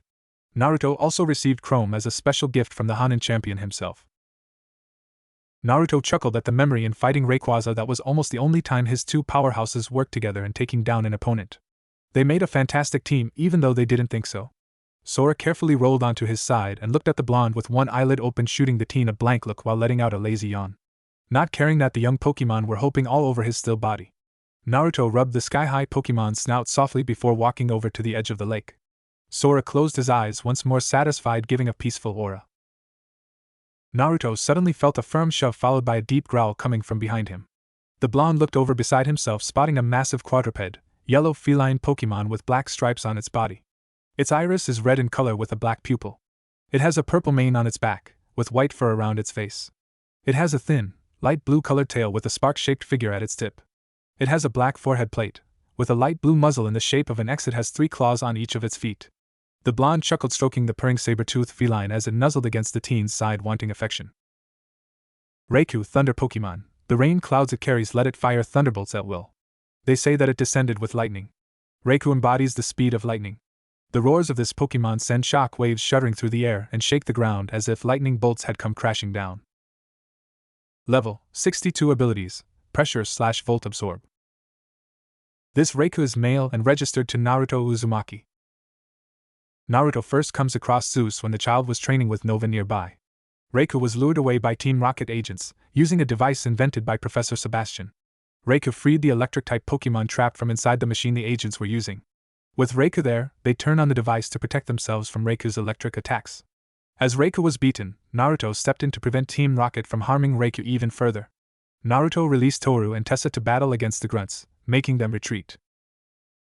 After defeating the agents, Raikou was still injured, and when Naruto offered to help him, Raikou fired some electricity at him, but the blonde Easy blocked the electricity with his powerful aura, blocking any attacks. Nova released himself from his Pokeball, protecting Naruto from any more electrical blasts. Raikou was surprised by the sudden encounter and meeting another legendary. Raikou felt the blonde's inner power and allowed Naruto to help him recover. Raikou was treated in a more secluded part of the forest away from civilization where he would recover faster. Naruto continued to heal the Thunder Pokemon with his healing aura. After Raikou was fully healthy, he slipped away from the group and went after Team Rocket again. The device once again proved to be a challenge for Raikou. With Raikou once again weakened by the machine, the Team Rocket agents used a capture bubble to absorb his electricity, but Toru, Saber, and Kage's attacks destroy it. However, this didn't stop Attila from taking Raikou, as he successfully placed him in the cargo hold of the mecha. Unbeknownst to the grunts, Naruto was caught too. The blonde was able to open the door of the cargo hold and Raikou managed to jump out before the door closed. Far from the crystal's activation, Raikou attacked it, which caused destruction from the machine's energy waves. Despite the machine being rendered useless, Team Rocket had a trick up their sleeve. With the control panel destroyed, the crystal became twice as powerful since it is running on auto-destruct. The crystal grabbed Raikou and trapped him inside a bubble. The group does their best with destroying the bubble, as it proved to be a challenge for them unlike last time. Toru and Saber volunteered to drain the energy from the force field. Despite the grunts stopping them from freeing Raikou, Raikou broke out in the nick of time to protect the group from the grunts' Pokemon's attacks. Raikou then destroyed the contraption for good and ran off into the forest. Naruto had Mutuo hold down the Team Rocket agents while he called Officer Jenny and Officer Anko, informing Pokemon poachers were stealing Pokemon. The police found the criminals tied up against a tree wrapped with a sturdy rope. The officers found all the evidence the police needed to put the grunts in jail, but couldn't detect who made the call though. After the police department interrogated the grunts, but then again none of them could remember who tied them up or the person that stopped their plans from capturing the Thunder Pokemon in the first place. Naruto soon found the Thunder Pokemon after the police were far enough gone. The blonde one was again healing him without a second thought. Naruto conversated with the massive electric saber-toothed cat like he was having a cup of coffee with an old friend. Raikou observed blonde child calmly working on his previous injuries.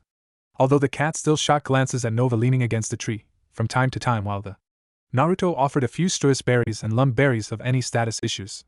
Raikou took the berries gently out of the blonde's small hands, chewing on the sweet fruits.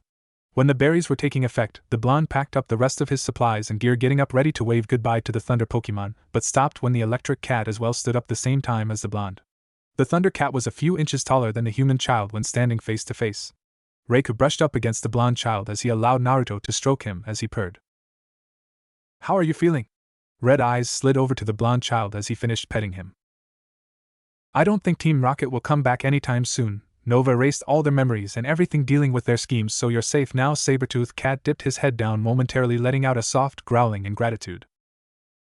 Naruto's grin widened. "I'm glad to see that you are well again, so what will you do now, Raikou? Are you going to go back home?" Raikou looked at him, and then got up and trotted over to Naruto's side, sniffing at the Pokeballs. Naruto, not understanding why, looked down as well. "What? These are my Pokeballs. They're all full, see?" Raiku's eyes narrowed at the information, and he nudged Naruto's side with his nose. The thunder Pokemon sounded insistent, and Naruto couldn't figure it out. What? He asked, hearing Nova scoff. Reiku sniffed at his Pokeballs again, and then nudged him. Naruto processed this and ran it over in his mind a few times before his eyes snapped wide open. Slowly, he moved his pack off his back and to his side, the Reiku watching his every move. Naruto dug deep into his backpack and pulled out a Pokeball with yellow half circles on the sides of both the top and bottom halves, with the top half being primarily red and carrying a lightning bolt yellow mark on the very top. A fastball. Reiku's eyes widened and he perked up. Naruto held the Pokeball up. Reiku, do you want? Reiku didn't even let him finish, because he raised up onto his clawed paw forward, touching the button in the middle and letting the white light swallow him up. It locked immediately without a struggle. Naruto just gave his hand a stupefied look. I guess. I caught Reiku?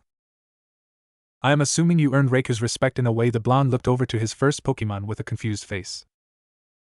Reiku could sense your true emotions and felt content in being in your company. Especially the way you selflessly protected him from being captured as well as healed him without asking for anything in return. A sense of justice, as you humans call it. The blonde nodded, looking back down to the fast ball in his hand, nodding to himself. I was going to call him Zeus, what do you think? Reiku never really got a chance for me actually to tell him, you know? The God of Thunder. I think that is a fitting name for someone with his aptitudes. Mutuo nodded as the blonde once again grinned in catching a new friend. After the blonde finished petting the large feline, Zeus padded over to the shade trees, licked his paws before settling down for a quick catnap while waiting for Naruto finished preparing lunch. The young shook his head at Zeus' cat-like antics. The teen turned back to finish lunch, but unexpectedly felt a sudden chill crawling up his spine he felt on a regular basis. Naruto heaved a sigh, then grinned, looking toward his own shadow connected to the shade part beneath the trees he stood under. Come out, Kage, you can't hide from me this time. I felt your presence entering my body. The teen smirked, feeling the once chilling presence leaving his body. Turning around with his Pokédex still in hand. A shadow-like, round-bodied Pokemon with two large, pointed ears and short spikes lining its back. Its two red eyes and a toothy, sinister smile. It has claws on its hands. Kage floated above the blonde teen, snickering in being found out. Naruto first met Kage when he voyaged to the Kanto region in Lavender Town. Gengar, shadow Pokemon. Should you feel attacked by a sudden chill, it is evidence of an approaching Gengar. It apparently wishes for a traveling companion. Since it was once human itself, it tries to create one by taking the lives of other humans. Level 56 abilities, Cursed Body / Levitate. This Gengar is male and registered to Naruto Uzumaki. When visiting Lavender Town's volunteer Pokemon house to talk to Mr. Fuji about a small task Professor Oak wanted to check out, but instead met one of its volunteers, Reina. Reina told Naruto that Team Rocket was near town poaching the ghost-type Pokemon still living inside the tower, and how a newborn cub one had lost its mother to them, and Team Rocket had then taken over the Pokemon Tower as their headquarters and kidnapped the owner of the Pokemon house, Mr. Fuji. Naruto decided to take Team Rocket on, so he went to the overtaken Pokemon Tower, where he encountered a sinister Gengar. Gengar was hostile at first, thinking the blonde child was a part of Team Rocket trying to tear down the tower. Naruto tried explaining the situation to the shadow Pokemon, but the ghost type did not listen as it hurled never-ending shadow balls at the child. Naruto called out Saber, the young Uzumaki's Grovyle, to fighting off the threat, but then Team Rocket suddenly appeared from the upper floor trying to capture both Gengar and the blonde's Pokemon, but was stopped by an eerie howl from an unidentified presence. A ghostly figure formed, which was then revealed to be Cubone's deceased mother, Marowak. Reina appeared with Cub 1, who had a tender reunion with its mother. Team Rocket tried once again to attack the group but was overpowered in battle by both Gengar and Saber, so they retreated. Naruto advanced to the tower's highest floor, where he found a tied-up Mr. Fuji. Naruto returned to the Pokemon house, where Mr. Fuji gave the young blonde a poke flute and 2 unfamiliar stones. Naruto soon returned to the Pokemon Tower to Gengar and the ghost-type Pokemon carrying a big batch of citrus berries and orange berries as an apology in getting the ghost/poison type caught up in all the drama. Naruto bowed to ghost type, showing that his apology was genuine. Nonetheless, the ghostly Gengar just laughed as it jumped through the air and grabbed onto the startled blonde. Naruto froze when Gengar licked him across the face with a slimy tongue. Naruto laughed while whipping off the rest of the ghost drool. The ghost Pokemon insisted the blonde should spend the night within the Pokemon Tower. The small child agreed as well, making sure all the Team Rocket grunts were gone. Gengar seemed to grow fond for the blonde child as they sat around a glowing lantern, while they all chatted with the child snuggled up in his sleeping bag. All the Pokemon were fascinated that the blonde could communicate with them. They were delighted to talk to him. Gengar grew curious when Naruto stated he loved playing pranks too and shared a few of his successful pranks with the ghost types before the child left his old village, making the shadow Pokemon laugh out in glee from the young child funny stories. The shadow Pokemon called a few of the Barnets and Duskulls living in the tower over to attempt to put on a comedy act for the blonde by acting as a pair of performers. Naruto did enjoy the small comedy act while clapping in the end as the ghost types bowed from the praise. Gengar trailed the blonde the next day, telling him he wanted to tag along with Naruto throughout his journey, also eager to do a few pranks along the way. Giving him the nickname Kage, the blonde caught him within a dusk ball. The blonde chuckled as the ghost/poison type flew off into the treetops to probably mess with Saber until lunch was ready. The teen smiled, returning to work and finishing up the large meal for his team. The blonde teen whipped the sweat from his brow after organizing all the dishes he was serving and was about to set the table. The teen hauled up a large stack of tableware in his hands before looking over to the shaded tree line, spotting a bulky fox-like Pokemon covered mainly in dark grayish fur, walking toward the blonde from the dimness of the shaded trees on its hind legs. It has a pointed muzzle, red lining around its eyes and mouth, teal eyes, a fluffy black ruff of fur around its neck, and a long, voluminous crimson-red spiky mane with gray tips. A teal-colored band encircles the bottom part, was mane like a ponytail. It has 3 sharp red claws on both its hands and feet. "Hey, Menma, is the illusion barrier up okay?" The black-furred fox-like nodded, approaching closer to cuddle the blonde a bit, making him chuckle. The illusion fox took the hefty tableware from the blonde teen arms, helping him pass out the plates and utensils on top of the clothed table. Zoroark, illusion fox Pokemon. Bonds between these Pokemon are very strong. It protects the safety of its pack by tricking its opponents. It doesn't just transform itself, it also has the power to make hundreds of people see its illusions. Level 47 Abilities, Illusion. This Zoroark is female and registered to Naruto Uzumaki. Menma made sure to put up a powerful illusion every time the whole group came out to relax and hiding them from unfriendly individuals close by. Naruto always saw Menma as the overprotective big sister of the group, making sure everyone was safe and taken care of. Naruto was passing through the Lostlorn forest but got lost on the way. Before I even arrived in this place, that backpacker dude at the entrance said there were signs located all over the place leading individuals out of the forest, and they were easy to spot from a respectable distance. But since I've been in here, I have not even noticed any signs whatsoever, and I feel like I have been walking for miles. The blonde shouted in a rant before sighing in defeat, still trying to find an exit out of this maze. The blonde trended deeper into the forestry, completely lost before stumbling upon an uninhibited trailer in the middle of the forest, and grew curious. The blonde approached the trailer, noticing a woman emerging from the trailer while displaying a stern expression. The blonde held up his map, trying to ask for directions to the silent woman, hoping she could assist him in directing him to the exit. The woman suddenly started emanating a bright crimson aura around her. "Naruto, get away from her now," Nova demanded before the woman let out a screeching growl before attacking the blonde head-on. Naruto hopped back speedily, executing a couple of backflips out of the way from the mysterious lady's frontal assault. The mysterious woman started to change in front of the blonde's very eyes. Naruto was unexpectedly facing a snarling shiny Entei aggressively clawing the ground. "Zeus, I choose you." Naruto tossed out his fastball, freeing the thunder Pokemon. Zeus released an earth-shattering roar, standing in front of the blonde child protectively ready to fight. The shiny Entei stood a respectable distance away from the duo, waiting for them to make the first move.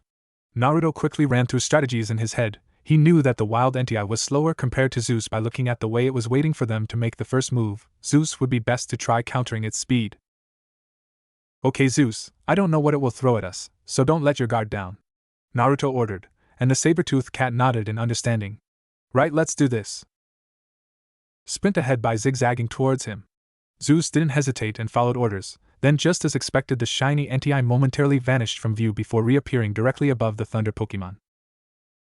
Use Sandstorm to blind him. It worked. Just before Entei's claws came down on Zeus, had the electric cat stomped down onto the ground, causing a giant twister of sand to spread out all over the field, causing Entei to be hit by the strong winds. Entei's attack was knocking him off course.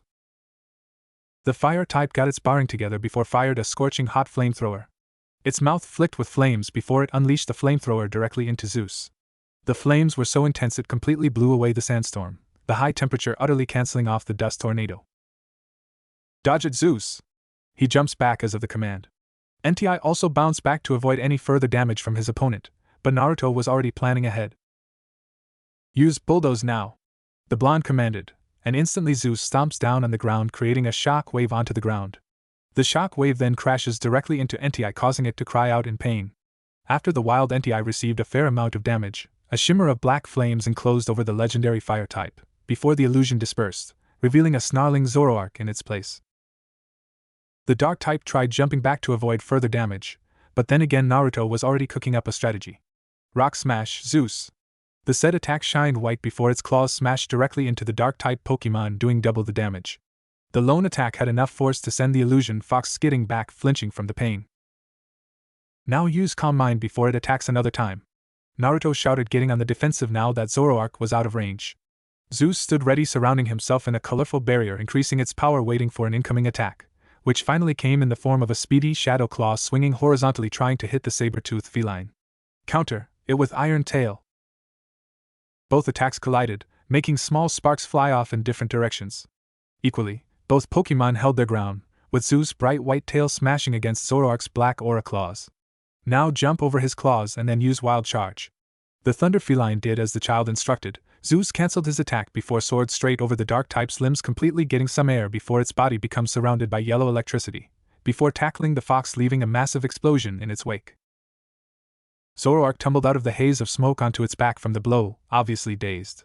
When the fox tried getting on its feet, the blonde noted small sparks of electricity coming off Zoroark's thick pelt, its form more sluggish.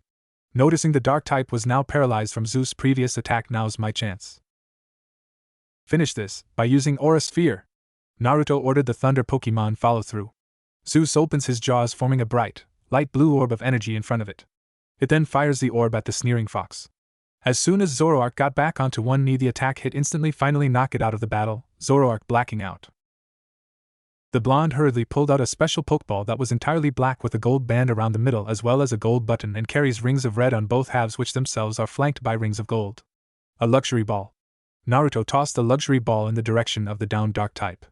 It was momentarily surrounded by a light until it was sucked into the ball. Naruto waited anxiously as the black ball shook once, twice, a third time, then dinged. The blonde beamed rubbed the saber-toothed feline's head as it purred in pleasure from the blonde's gentle strokes before returning him to his Pokeball, before thanking him for a job well done. When the blonde picked up the luxury ball, the true expanse of the Lostlorn Forest was suddenly revealed, and the same backpacker from the entrance reappeared and became surprised when Naruto explained his lengthy story and his battle, of course not informing the backpacker about him having a legendary himself, that the suspicious woman was really a Zoroark in disguise, who was only protecting her home by deceiving both people and Pokemon using illusions. He then states that Zoroark probably reacted strongly to the blonde somehow. Naruto asked if it was okay to call her Menma. She did nothing to voice her objection to the nickname, so the blonde kept it. Menma didn't trust Naruto in the beginning, but quickly grown fond of the young child later on when he showed her kindness and genuine care if she felt anxious. If you want to go, Menma, you're more than welcome to. It's your choice, and if you want to leave, I will more than understand, Naruto said as Zoroark looked at the blonde in astonishment from his kind words. Menma's eyes then glowed blue as it read Naruto's emotions, and Naruto was truthful. Menma then shook her head no, deciding to stay. From that point on she chose to trust the blonde child and stay by his side. Naruto left Menma to prep the table until he licked his lips, trying to wet his mouth. The blonde eyed up to his water bottle, picking it up, seeing nothing but the very bottom. The teen sighed as if it would have magically filled itself while he wasn't paying attention. A slight breeze blew past, making him shield his gaze. The object landed softly by the lakeside, looking at its reflection. The Pokemon was a bipedal, insectoid Pokemon with a metal body and a saucer-shaped head. It is primarily red with several gray markings. It has 2 large purple eyes and a small white part that could be either its mouth or a vent. It has thin arms with overlapping segments.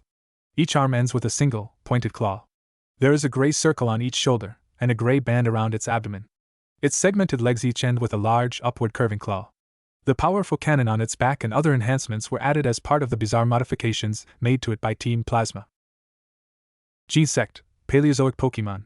This Pokemon existed 300 million years ago. It was feared as the strongest of hunters. Team Plasma altered it and attached a cannon to its back. Level 89 Abilities, Download. This G-Sect is male and registered to Naruto Uzumaki. The blonde gripped his knuckles in rage, remembering the information he sent to Professor Juniper about the Paleozoic Pokemon because it was forcefully experimented on by the crazed organization of Team Plasma. Remember when he first met the ancient Pokemon? Naruto was called in for a brief meeting with the Unova region's main professor, Orea Juniper, wanting help with a specific project she was researching on and wanted the young blonde's participation in her latest development. Needing specific research data, she had Naruto fly out to New Torque City to the main library to investigate the ancient texts relating to the legendary Pokemon Reshiram and Zekrom. While Naruto checked out the books needed for the female professor, he was soon pushed to the side from a mob of terrified civilians running away in the opposite direction. The blonde soon found out there was a group of Genesect that went on a rampage throughout the city while attempting to search for their ancient habitat, thus bringing them into conflict with Nova. Naruto called out Nova to battle with the leader of the pack, a red Genesect. The two powerhouses battled in the upper atmosphere, leaving the planet for a brief moment before making a huge crater in the middle of the city's square. Whatever Nova discussed with the red Genesect made the Paleozoic Pokemon see things through a different light. The Bug/Steel type wished to travel alongside the blonde and his team, determined to get stronger to battle Nova on an even playing field. The blonde nodded wholeheartedly, catching the shiny Genesect in a cherished ball. He decides to nickname him Mars, like the Crimson Planet. Mars had a few hiccups in holding back its full strength during practice battles. Soon later he got into the swing of things when Naruto gave him a stern talking to when helping their teammates get strong together as a family, not doing things alone. Mars and Nova butted heads every chance they got. Their relationship reminded the blonde of Ino and Sakura trivial quarrels. "I need to fill up my water bottle later when I get the chance," he thought, putting down his empty container by his things before walking over to the vast body of water, bending down, scooping a good handful of clear liquid, glopping down a good amount, quenching his thirst. An enormous sleuth surrounded the young teen's form from overlooking the lake. Gaining the teen's attention, he noticed a dragon-like Pokemon that is serpentine in shape and covered in blue and yellow scales. It has white fins on top of its body and it has a tan underbelly. It has fins on the side of its face and a large, blue crest on its forehead. Like Magikarp, it has whiskers. The large Pokemon roared heatedly while facing the heavens. Naruto reared back, shielding his eyes while standing right next to the massive water snake with no trouble at all from its monstrous roar. "Hey Tessa, how's the water feel, girl?" Naruto asked as the massive serpentine bent down, giving the teen a messy lick that lifted him off the ground, with an eye smile. Naruto wiped most of the drool off him and chuckled at his oversized Gyarados splashed the blonde a bit. Once Tessa had evolved her size as a Magikarp had made her even bigger as a Gyarados. Naruto laughed, knowing that Gyarados were meant to be fearsome Pokemon, yet Tessa seemed as playful as Victini at times. He stroked Tessa's scales, causing her to turn her head to him. She was still seemingly happy. The blonde pulled out a few blue berries from his side pouch, tossing a few to Tessa, who caught them eagerly while he munched on the remaining few while hold up his Pokédex. Gyarados, atrocious Pokemon. A tale is told of a town that angered Gyarados. Before the sun rose the next day, flames utterly consumed the town, leaving not a trace behind. Some people swear that any place Gyarados appears is fated for destruction. Level 52 abilities, Intimidate/Moxie. This Gyarados is female and registered to Naruto Uzumaki. Tessa first appeared as an overly large Magikarp that Naruto fished exclusively from the Lake of Rage of the Johto region, where the champion Lance caught the red-colored Gyarados that was on a rampage not that long ago. Tessa was so massive she snapped the blonde's rod when he tried pulling her up out of the water. She swam away, taking the blonde's bait with her. The blonde still repeatedly fished until he found her again, but wished he caught her on better circumstances. The Magikarp the child was trying to catch before unexpectedly evolved into a Gyarados when defeating some Team Rocket grunts that were still snooping around Route 43. She blasted the grunts away with a powerful hydro pump. The giant water serpent quickly befriended the blonde after, seeing the blonde human was trying to protect her former home from the unwanted guests. Afterward, she challenged Naruto to a battle, wanting to test to see if the young child would be a suitable alpha. Naruto called out Kage, his Gengar, battling with the mighty flying/water type. While the blonde came out the victor, he decided to name her Tessa. Tessa wholeheartedly agreed to the name, and to travel alongside the blonde wherever he went. She allowed Naruto to catch her inside a lure ball without as much as a fuss. When Naruto was about to call over his team, the team noticed Hikari glided over, snatching an extra Bluck berry from one of the spare leftover bowls. "Papa, is lunch ready yet? I'm really hungry," Hikari questioned, still munching on the berry. "We just finished," Hikari, the petite fire type, squealed in delight from the blonde's words. The blonde chuckled, advising her to let everyone know lunch was ready to be served. She cheered happily once again before swallowing the rest of the sweet fruit whole, already hovering off happily to inform everyone lunch was ready. Victini was the cause of countless wars long ago because thousands of people wanted victory. The young teen traveled to the westernmost pier of the Castelia City Harbor, to Liberty Pier. The cheerful captain of the boat docked here recognized the blonde's Liberty Pass, and volunteered to take the teen to Liberty Garden himself. The ocean breeze whispered in his ear, placing salty kisses on his whiskered cheeks and tousling his long blonde locks. On days like this it's peaceful, the draft blowing through the sails of the boat, flutters its flags and pushes along the blue waves. I beamed, feeling the small waves pushing against the vessel, sending white spray high in the air. The ocean breeze on his chest took him right back to his youthful years on the road with Nova. The salty taste of the air on his tongue and the scent of the sea in his nostrils while closing his eyes to the lullaby of the ocean, breathing in its poignant salty breath. Just listening to the squawking of gulls flapping their wings rapidly along the shoreline had him feel content, whole, happy. Naruto looked across the ocean as he took in the landmass of the famous Liberty Garden since it was not exactly opened up to the community yet. It was an island located in the southeast area of the Unova region, which requires a Liberty Pass. Naruto received the item as a thank you gift from the female professor from helping her out with her latest project as well as the Gene Sect incident too. According to Professor Juniper, the island was bought by an extremely rich man. She believes he was trying to protect the mythical Pokemon Victini. The blonde hoped to at least get a photograph of this mysterious Pokemon. When the blonde undocked the boat, he made his way toward the largest tower on the island. When the teen treaded closer to the tower, he noticed there are 2 teen plasma grunts outside of the tower.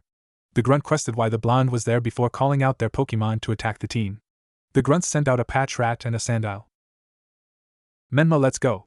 As the black bipedal fox came out with a deep howl, making the smaller Pokemon and the grunts clutch each one another in fright, when the Menma shot them a feral smirk. Use hyper voice now. The wail from Menma was enough to take down both Pokemon in one hit, causing them to faint. Both Team Plasma grunts retreated after returning their downed Pokemon. Before heading into the tower, Naruto phoned Professor Juniper about Team Plasma infiltrating the island. Professor Juniper said she would be there shortly with the police. There were Team Plasma grunts all over the tower trying to capture the blonde, but their battle experience wasn't anything special. Soon after, the blonde finished them off quickly in no time. While the teen traveled to the top, he interrogated one of the grunts and why the organization was trespassing on this island. The minor grunt informed the teen that Team Plasma was hoping to capture Victini to use in their future schemes. Naruto knocked all the grunts out with a swift chop to the back of their necks before tying them up outside for the police to get to them quicker. Naruto finally reaches the lighthouse's hidden room at the top, where it said that Victini has been living for a long time. There was one more Team Plasma grunt there with a watchog, nothing the blonde couldn't handle. Naruto blasted the normal type and the grunt away with a direct hit with Menma's focus blast. Finally, when you have defeated the last grunt, in tying him up with the rest of the group, the blonde approached Victini to see the poor thing hiding under its blankets, shaking in fear. Naruto returns Menma before following the sound of the soft sobs. Waiting patiently until the tiny fire type calmed down. Her room was like a wonderland for comic-driven recluses. The walls were a deep red that pulsed in the light, sprinkled with various posters, mostly of strange Japanese cartoon shows. I doubted she could read whatever was written on the poster. Her comforter was pulled over her bed, even though she hadn't cleaned it. The result was lumps of varying sizes and shapes, and the comforter was weighed down by different Pokemon plushies. A desk sat in one corner, littered with wadded-up pieces of paper and colored pens. A few shelves were pushed against the walls and filled with picture books. Some books sat on the floor in front of the shelves. Naruto sat on the hardwood floor right next to her and followed her gaze to the setting sun, saying nothing. She wiped her wet nose with her paws and glanced his way. "Who are you? Are you here to capture me too?" The blonde shook his head, no telling her he was just there to talk. Then Victini's stomach growled as Naruto noticed the tiny fire rabbit looked hungry. Naruto smiled and reached into one of his bags and took out a pouch full of nanab berry-flavored puffins. "Here. You look hungry," Naruto said as he held them out, but the victory Pokemon had backed up a bit, wary of Naruto. Naruto understood and put them on the comfier of the bed and moved to the side. Victini then slowly moved forward and looked at the pink-colored puffins and then at Naruto. It then took one of the puffins with its paw and bit down. "This is yummy," Victini said happily as she munched the puffin with gusto. It then moved on to the next puffin and then the others. Naruto smiled as he took out 2 more puffins and a bottle of Momo milk he got from a stand back in Castelia City. He took the cap off the bottle and left it there as Victini quickly ate the other puffins and drank the Momo milk rapidly. Victini finished the milk and put the bottle down. "Thank you," she said as it let out a sigh of satisfaction, causing Naruto to smile. "Glad you're feeling better. You looked like you hadn't eaten in a while," Naruto said as he broke off a part of his apple and held it out to the mythical Pokemon. "Go ahead." Victini got from out under the blankets and sat down on the side of the bedspread and ate the apple. "Besides, it's nice to eat with some company." "You're right, it is," Victini agreed as it ate a chunk of the apple. "So, you want to tell me the complete story and why you're up here sealed away from everything in this tower like an imprisoned princess?" Naruto questioned, pleased in seeing Victini's blushing face. Victini enlightened to the blonde about how a rich person bought Liberty Garden Island a long time ago and kept Victini in the tallest tower to protect it from greedy trainers who wanted its power. What an idiot. What kind of person traps Pokemon away without even return to see if they are okay? Besides, living here alone with anyone to guide them. None of this is your fault. If anything, it was that wealthy person's fault for not letting you travel the world the way you want to. It seems like whoever that person did not give you much of choice in the matter, did they? Naruto said as Victini shook its head. No enjoyed the kind words the blonde spoke. Thank you, blonde-haired human, you are kind. Victini shyly smiles up at the teen. Don't mention it. I hate people who won't consider the Pokemon's feelings. It just gives humans a bad name after that. Naruto released Nova, Mars, Menma, Saber, Thor and Kaiga having a small party of sorts. The small gathering seemed to get Victini more relaxing and more social around other Pokemon, and starting up a decent conversation. Kaiga cracked a couple of jokes, getting the Fire Bunny to giggle a bit by making her calmer. Until it was time to head back to the mainland and get some sleep. Naruto stretched before returned his all Pokemon. When the blonde stood up and looked at Victini, shooting her big grin. Victini. Today was a fun day. It was nice to meet you, Naruto said with a smile. I had lots of fun too, Victini said with a small smile, but was unhappy to think the gentle blonde teen, her new friends, would be gone, leaving her alone once again. Naruto noticed the victory Pokemon floppy ears droop down, unhappy. Victini, do you like to come along with me? Really, you want me to come with you? I am not strong, and what if I mess something up? Naruto held her gaze. I don't care about much power you possess, I will love you just the way you are. I love all my other Pokemon equally, and that will never change. You are just like the rest of us, you make mistakes. You will continue to make them too, as do I. But what's so special about you is that you own them, feel the hurt and force the pain to make you better. May I call you Papa? I always wanted a daddy for myself? She asked, tearing up, fearful of being rejected.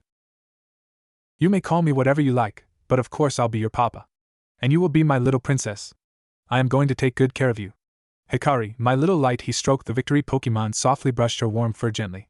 Whereas the victory Pokemon cried tears of joy and finally having a family of her own. The teardrops landed on top of the bedspread and together with her tears shaped together into a single Pokeball. But what made this capsule different was the pink and dark pink patterns on top of the capsule and a dark purple and white design on the bottom half of the capsule. A dream ball. Naruto heard of these special Pokeballs but never seen one up close before. Naruto picked up the rosy-colored capsule, smiling while lightly tapping Victini's over the head, consuming her in a bright light, capturing her on the first shake of the pink ball. Victini, victory Pokemon, when it shares the infinite energy it creates, that being's entire body will be overflowing with power. This Pokemon brings victory. It is said that trainers with Victini always win, regardless of the type of encounter. Level 15 abilities, Victory Star. This Victini is female and registered to Naruto Uzumaki. The blonde instantly freed Hikari from her ball as she sobbed, trying to whip away her trickle of tears as she placed her paw into Naruto's hand. The mythical Pokemon gave it a gentle squeeze before gliding over by the blonde to nestle deeply into the teen's shoulder, and together they walked out of the tower. Naruto is certainly pleased by how far Hikari changed since parting from the secluded island of Unova. Since then, Hikari works hard during training sessions, help out her teammates, also to make her father figure proud of her. She only speaks when around his Pokemon, and alone with no one around to see. She only reemerges from being invisible when she feels safe, or if she's close to the blonde Uzumaki. She's still distrustful of some people. Food's ready, Naruto called as he and Menma started pouring equal portions into everyone's bowls, as well splitting up pieces of the berry dessert. Dig in, we have plenty. Just before he could enjoy the meal, he heard the familiar chime of his transceiver from his backpack. I wonder who that is? Naruto spoke aloud, preparing to get up and fetch the pack. When it glowed blue and floated up to him, he grabbed it and smiled at Mutuo still eating. Thanks, Nova. He just nodded silently before scooping up another spoonful of warm soup. Suck up, Mars muttered before continuing his meal. Nova used his telekinesis and splashing the red bug/steel in its face. Mars whipped the warm broth of his face before cleanly slicing through Nova's glass of lemonade like butter when the genetic Pokemon tried tasting the cold drink. Both of them glared hatefully at each other, about to get up out their seats to attack one another. The blonde swiftly grabbed both Pokemon by the shoulders, forcing them to sit down. Cut it out right now, you two, Naruto said before bopped the two upside their heads, silencing their petty quarrel. Do not make me separate you guys, the blonde added as he noticed the two legendaries shooting each other dirty looks before quickly turning back to their bowls, innocently eating. Naruto then grabbed his X-transceiver out of his bag and put on his end of the call. Immediately a tall, slender young lady with long, wavy, creamy blonde hair and gray eyes, black wearing all black, popping up. Yo, Cynthia, Naruto greeted with a smile. How are you? I am doing well, Naruto. Cynthia smiled. Where are you now, Cynthia? The teen questioned curiously. I'm visiting an old friend in Undella Town. It's a large resort town in eastern Unova, she answered. Undella Town? I think I heard of it, but I only heard that it's an incredible place for vacation spots. Naruto asked, having never been there. Cynthia chuckled. To the east of the town is Undella Bay, where you can access an underwater temple known as the Abyssal Ruins. And yes, it is a lovely vacation resort too. Now Naruto, why didn't you call me right away when you first arrived in Kalos? Yeah, I know, but… Cynthia pressed on. You know I worry about my little brother. You don't want me to fly over there and pick you up myself, do you? Naruto shifted remorsefully. No, I got to Kalos early this morning, but I was… So why didn't you call? Was there anything immediate that needed your attention that badly? Well, no. Naruto admitted softly, making the blonde young lady sigh. Naruto, I expect you to be more responsible than this. I do not care if it's Arceus itself that needs to speak with you. You can spare a few minutes to call and let me, or Steven, know where you are. We ask for a call once in a while because we care. The Sinnoh champ scolded, and Naruto nodded. Now that you understand, please tell me about your journey so far? Cynthia joked with a small smile. Did you get to Santalin City yet? She questioned. No, not yet. I was going to call you when I first got there, by the way, Naruto answered. The Sinnoh region champion and the blonde teen conversated for a while longer until she had to end the phone call on her end. I have to go, Naruto. Be safe and remember to call us, okay? The slender young lady smiled, waving farewell, and when Naruto reciprocated, the X-Trans cut off. Naruto sighed, putting the device away, and returned to his now cold lunch. Once everyone was done eating, Naruto cleaned up with everyone pitching in to get the job done quickly before continuing on his way to Santalin City after returning the others into their Pokeballs, except for Hikari. Shortly after arriving in Santalin City, the Kalos native couldn't help but be excited as they got closer to the Santalin City gym. The blonde passed by a fountain, which has a metal sculpture of a Rosalia, a small boutique, which specializes in selling hats. Already exploring the city a bit more, he finally discovered the gym on the east side of town by the Pokemon Trainer School, where he spotted young trainers outside learning all the intricacies of Pokemon battling. Naruto opened the entrance to the gym, spotting a female receptionist at the front. The blonde informed her he was here for a gym battle. The receptionist bowed before scurrying off to inform the gym leader no, he was here for a battle. While the blonde waited, he went to look around the lounge area. It was decorated with various photographs the blonde assumed to be taken by the gym leader. On the way west towards the Santalin City gym, as he let Hikari out and allowed her to turn herself invisible as she sat on his shoulder, although he would feel her shift once in a while for some reason, he didn't mind the extra weight. The gaze landed on a stunning snapshot of a Vaporeon and Laminion swimming in slow circles directly in the moon's reflection in a shallow pond. These are some amazing photos, huh, Hikari? The petite fire type took that as a cue to show herself, which she nodded in agreement. She beamed, captivated at all the photographs on display. A small flash of a camera went off from across the room. The duo was surprised by the unexpected flash. It caught them both off guard for a second. Sorry, I didn't mean to take your picture without asking. I couldn't resist seeing the two of you sharing a private moment together. I love for these kinds of pictures, a slim blonde said, walking to the two with her camera. A slim young girl with blonde hair cut in a chin-length bob which curls under, with green eyes, wearing a white vest, grayish crop pants, and brown ankle boots with laces, grinned at the pair. It's not every day you see a Victini up close and personal, the girl joked, fixing the lenses of her expensive camera. Hikari was about to cry knowing she was caught on camera. She vanished once again in tears. Hikari doesn't like people taking pictures of her. Can you please delete that? I'm sorry, I didn't know. The blonde girl was scrolling through her camera, about to delete the photo she took, but stopped when the fire type reappeared behind the unknown girl. Observing the photo she just took, Hikari was entranced by how good it turned out. Me and Papa, Hikari thought to herself, smiling at the photograph. Do you like it? The blonde-haired girl asked, beaming up at the mythical Pokemon. Hikari nodded with a blush. How about this? I gave a copy of this picture if I promise I not to show this to anyone, Hikari. Is it alright if I keep this picture just for myself when I need some motivation in the near future? Pretty please.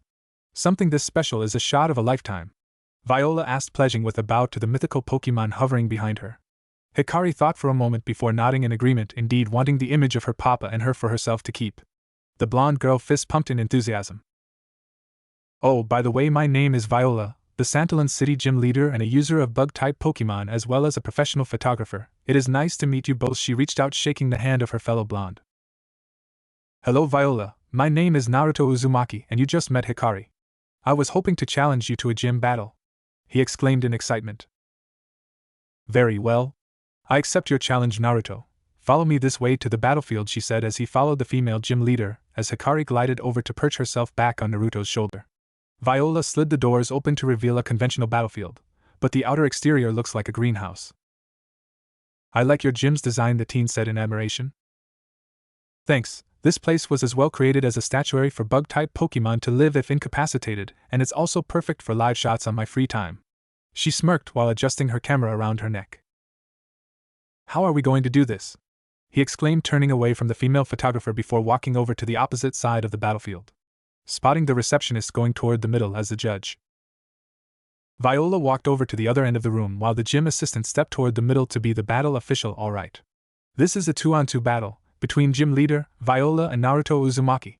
The winner shall be declared when one side is unable to continue, and only the challenger may substitute their Pokemon.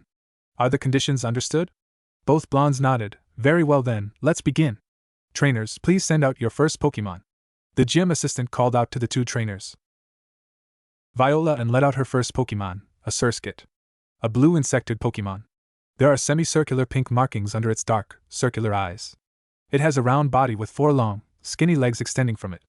On top of its head is a yellow cap with a single antenna. Surskit, huh? The Uzumaki held up his Pokédex for more information.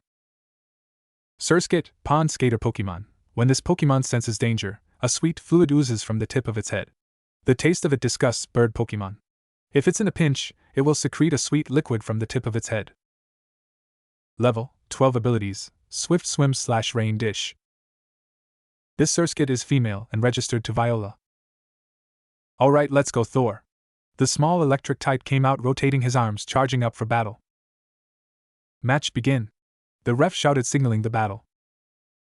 Surskit use Ice Beam on the entire field.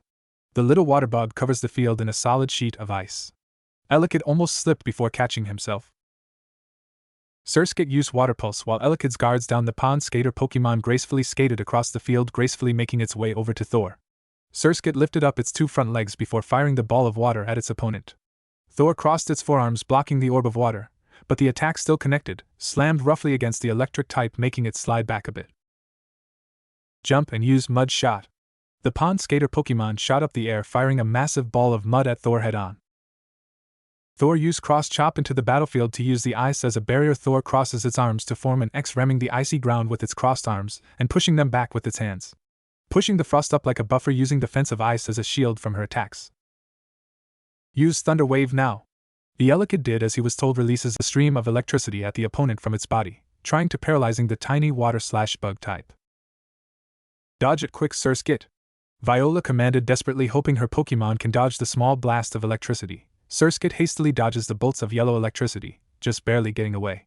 The bug specialist inwardly gritted her teeth at that. She hadn't expected the boy to pull such a tactic. She didn't want to risk what he knew would be guaranteed paralysis. Now Thor quickly used a 2 Thunder Punch combo, followed by Signal Beam and a dynamic punch jab from above. Naruto instructed. The heavily detailed command caught Viola by surprise, almost doubting what she'd heard the blonde call out, and not sure if the small electric Pokemon could even do what was demanded.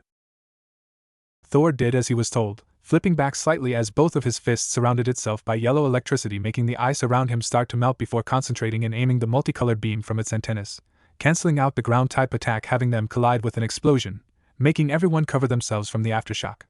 As the smoke cleared away, revealing Surskit struggling to stand, however, it was quickly punched by Thor as he appeared above to make the finishing blow. Surskit is unable to battle, Elekid is the winner, the referee called out. Viola scowled as her Pokemon had unquestionably fainted when Elekid smashed its fists into the now thawed battlefield from the barrage of attacks.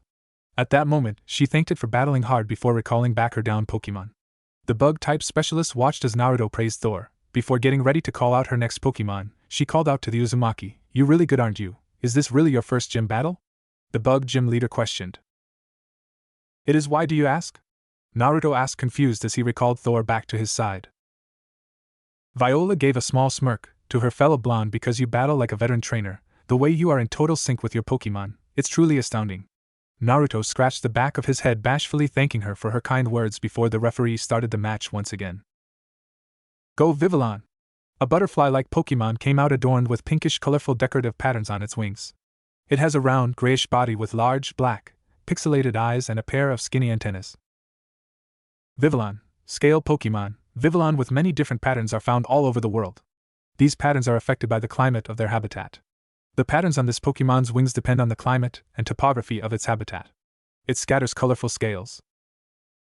Level 17 abilities: Shield Dust / Compound Eyes / Friend Guard. This Vivillon is female and registered to Viola. The blonde showed a calm exterior as he put away his Pokédex. The blonde went over the high chance of speed-based attacks and waved for Thor to come back to him. Come on back, Thor, let's give aim a turn, okay? The Elekid pouted but then saluted the blonde as a soldier nodded before standing by his side to watch while his trainer called out his alternate Pokemon. The Bubble Frog appeared with a hop to its name as it prepared for battle. Viola contained a frown, confused by the Uzumaki's choice of Pokemon even though Elekid had the type advantage but did not think too much about two. Nevertheless, she'd still win while in the air and Vivillon's speed. Vivillon, begin with Sunny Day and follow with Acrobatics. The pink-winged butterfly cries towards the sky, causing the sun to shine brighter. Then instantly flew out of sight, striking the frog into the ground as Naruto retaliated. Aim, quick attack.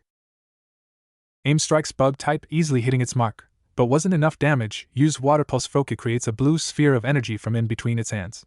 It then fires the sphere at the butterfly. Dodge it, then finish it off with Solar Beam. Vivillon momentarily glows a faint yellow. Numerous yellow balls appear and float around Vivillon as a larger ball forms between its antennae, and it fires a beam of energy at aim. The powerful grass attack collided into the ground, creating an immense blast, covered their eyes until nothing was clouding their vision from the impact. As the smoke cleared away, revealing an empty battlefield with Froki missing. Where did he go? The bug specialist and scale Pokemon looked from one place to another for the Bubble Frog, not noticing the smirk on Naruto's face. Aim, follow up with an icy Water Pulse. The blonde quickly called before Viola could strike back. Frukiki. The water type called as it had done what it had trained to do with that command as it jumped high in the air past the dense smoke rising over the scale Pokemon at high speeds, launching chilling covered water pulses in all directions. Evade with Aerial Ace. Viola exclaimed, but even with the scaled butterfly following the command, it couldn't evade the continuous bombardment of ice. Eventually, it was struck and sent crashing into the ground as more sheets of ice-coated water pulses struck Vivillon as it whimpered its name in a dizzy faint. Vivillon is unable to battle. Froki is the winner. The referee called the battle. This battle goes to Uzumaki Naruto. The blonde and his Pokemon cheered. You did it, Aim. We won.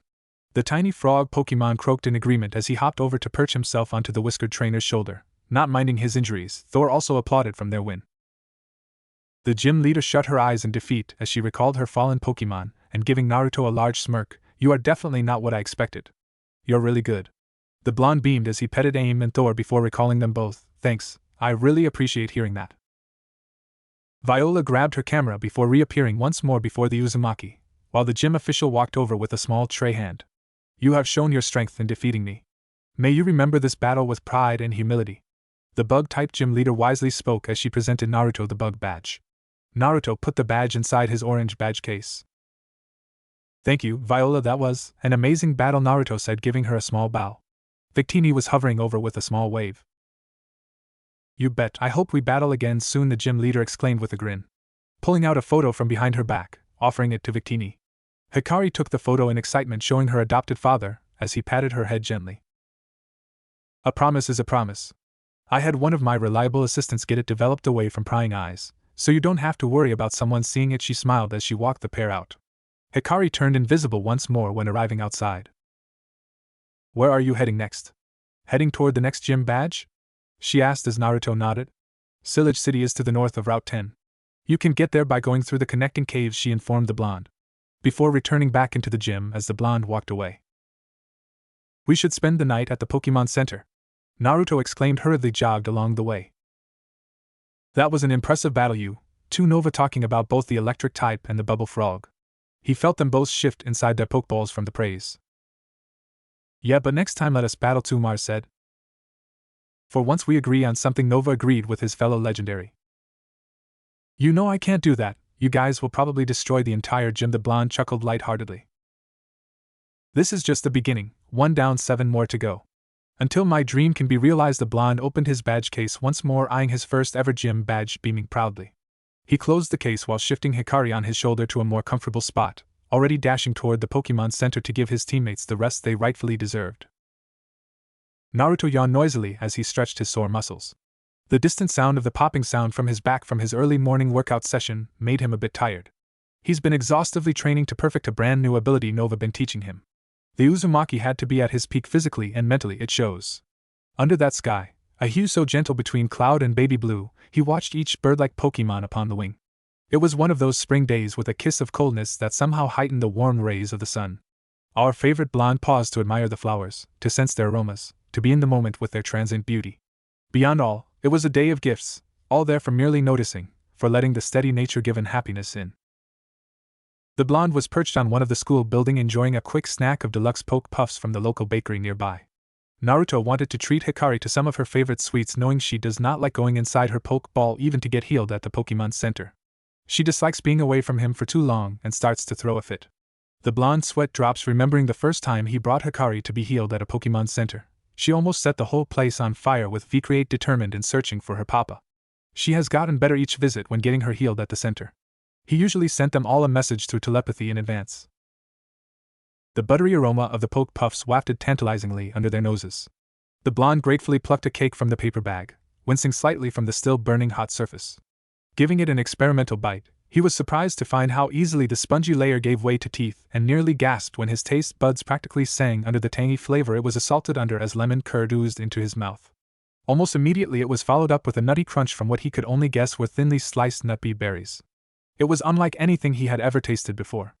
Hikari was enjoying the taste of her poke puff. Naruto knew it was her favorite snack. Cake crumbs and smears of icing were all over her furry cheeks as she chewed the cake in delight, as she seated herself upon her adoptive father's lap enjoying her treat. Naruto smiled, rubbing her soft ears, making her purr softly before returning to finish her deluxe poke puff. Naruto massaged his throbbing temples as he glanced at the letter he received from Nurse Joy that was addressed to him by Professor Sycamore. The words seemed to blur together. Please come to the lab immediately, I have urgent news that involves you.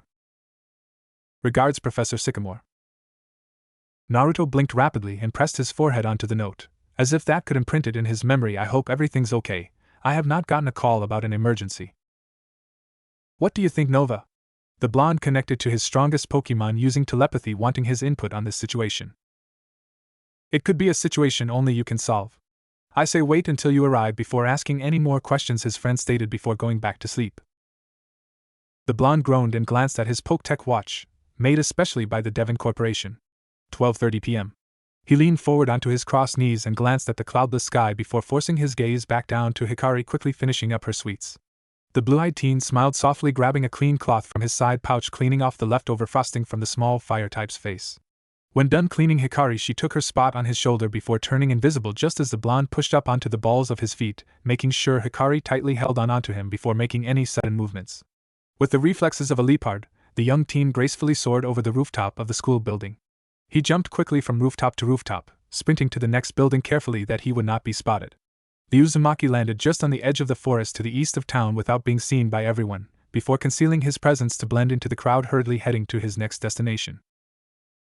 Naruto looked at the small map connected to the letter leading to him, awkwardly standing in front of an archway of a massive garden maze. This route has several hedge mazes on the left and right sides. Before the blonde even stepped inside the entrance, he was called out by a young woman with brown hair, with green eyes. Her hair is collected and with a tuft of hair that protrudes from her forehead.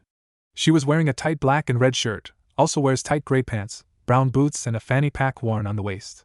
She had on a headset, composed of a microphone on her left and a camera on her right side. She introduced herself as a journalist named Alexa, working for the local Pokemon magazine. She had a Gogoat following behind her, waiting patiently. She was asking for a small interview from the blonde about his visit to Santalin City.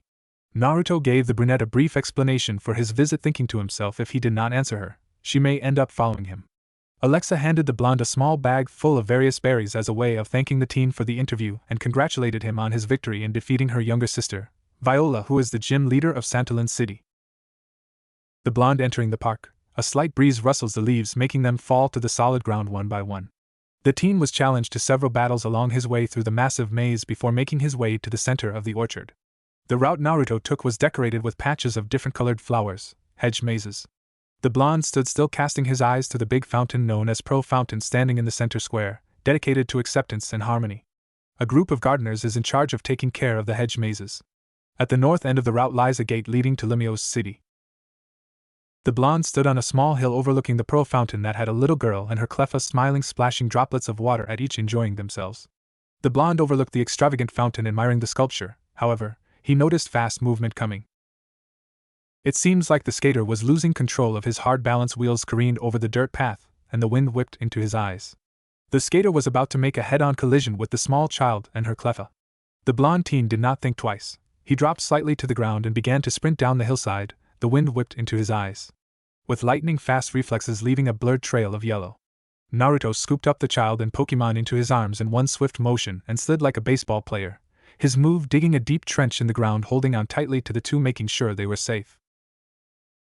A minor splash came from the fountain edge, splashing droplets of cold water onto the blonde as he shielded the child and Pokemon from the mist. The random male skater pulled himself out of the fountain soaked head to toe. He was wearing a white t-shirt with a teal line in the middle and teal shorts and a white helmet. Another skater that was female with pigtails, wearing a white wife beater and tight yellow shorts with a yellow helmet, shouting at the male, saying he was clumsy and an idiot. The mother frantically ran over to them, cuddling her child as both the little girl and pink Pokemon hugged Naruto for saving them. The worried mother thanking the blonde repeatedly as the two skaters bowed in apology to the small family before they went on their way. The blonde was about to turn away from the scene before being called out by one of the skaters. "Hey you, I saw what you did," the girl called out.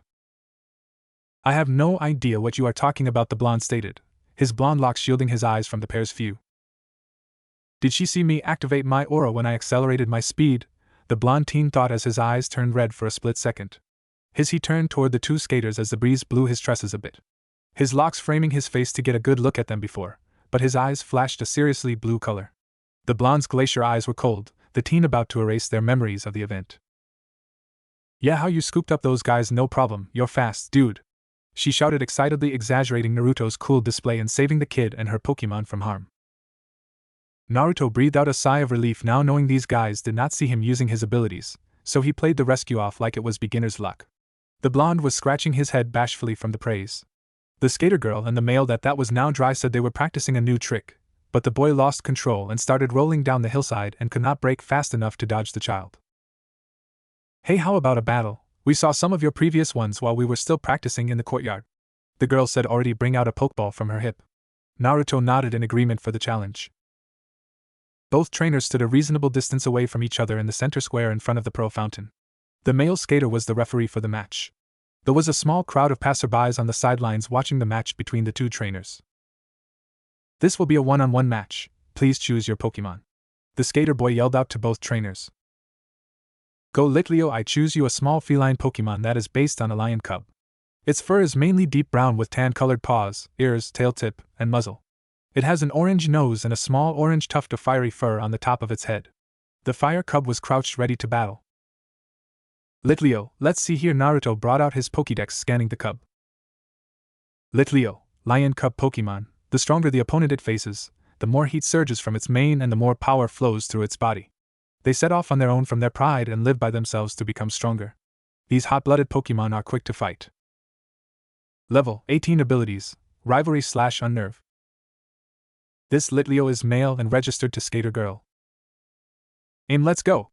The bubble frog was also crouched ready for a fight. Litleo start things off with a fire fang. Litleo roared and rushed towards Aim with his mouth open, surrounded in flames. Naruto, after hearing the Skater Girl's order, gave out his order. Aim, use quick attack to dodge and then use water pulse. Aim hops into action as he dodges Litleo attack, using his speed to circle the fire type. Froka hits Litleo with water pulse, make the cub yelp in pain. Use fire fang once more. Litleo came back around to bite the bubble frog. Take the hit, then use icy wind when it's close. Aim, despite being confused by his trainer's order, trusted him entirely and releases a strong wind with sparkling blue snow in it at his opponent, which caused Litleo to wince slightly at the painful chill, but continued with his attack and bit down on Aim's leg, causing Aim to shriek in pain, not expecting Litleo to be so powerful. Everyone watching and even the Skater Girl were confused as to why he would order his Froka to use icy wind, when the attack has hardly any effect on a fire type, and why he didn't plan to dodge the attack. The Skater Girl grinned, thinking this kid was a newbie trainer. "Alright, Litleo. Now we got him. Use." Before he can act, Aim, use pound. The Skater Girl yelled out a what, in surprise as he watched as Aim's right hand glows white before punching Litleo in the face, making him yelp once again. No, Litleo! Everyone, who questioned Naruto's move before, now understood what he was planning and thought it was ingenious. Attacking Litleo close up, the damage that was dealt to Litleo was doubled, not to mention that Litleo was caught entirely off guard.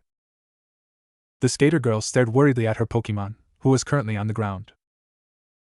Litleo! Are you okay?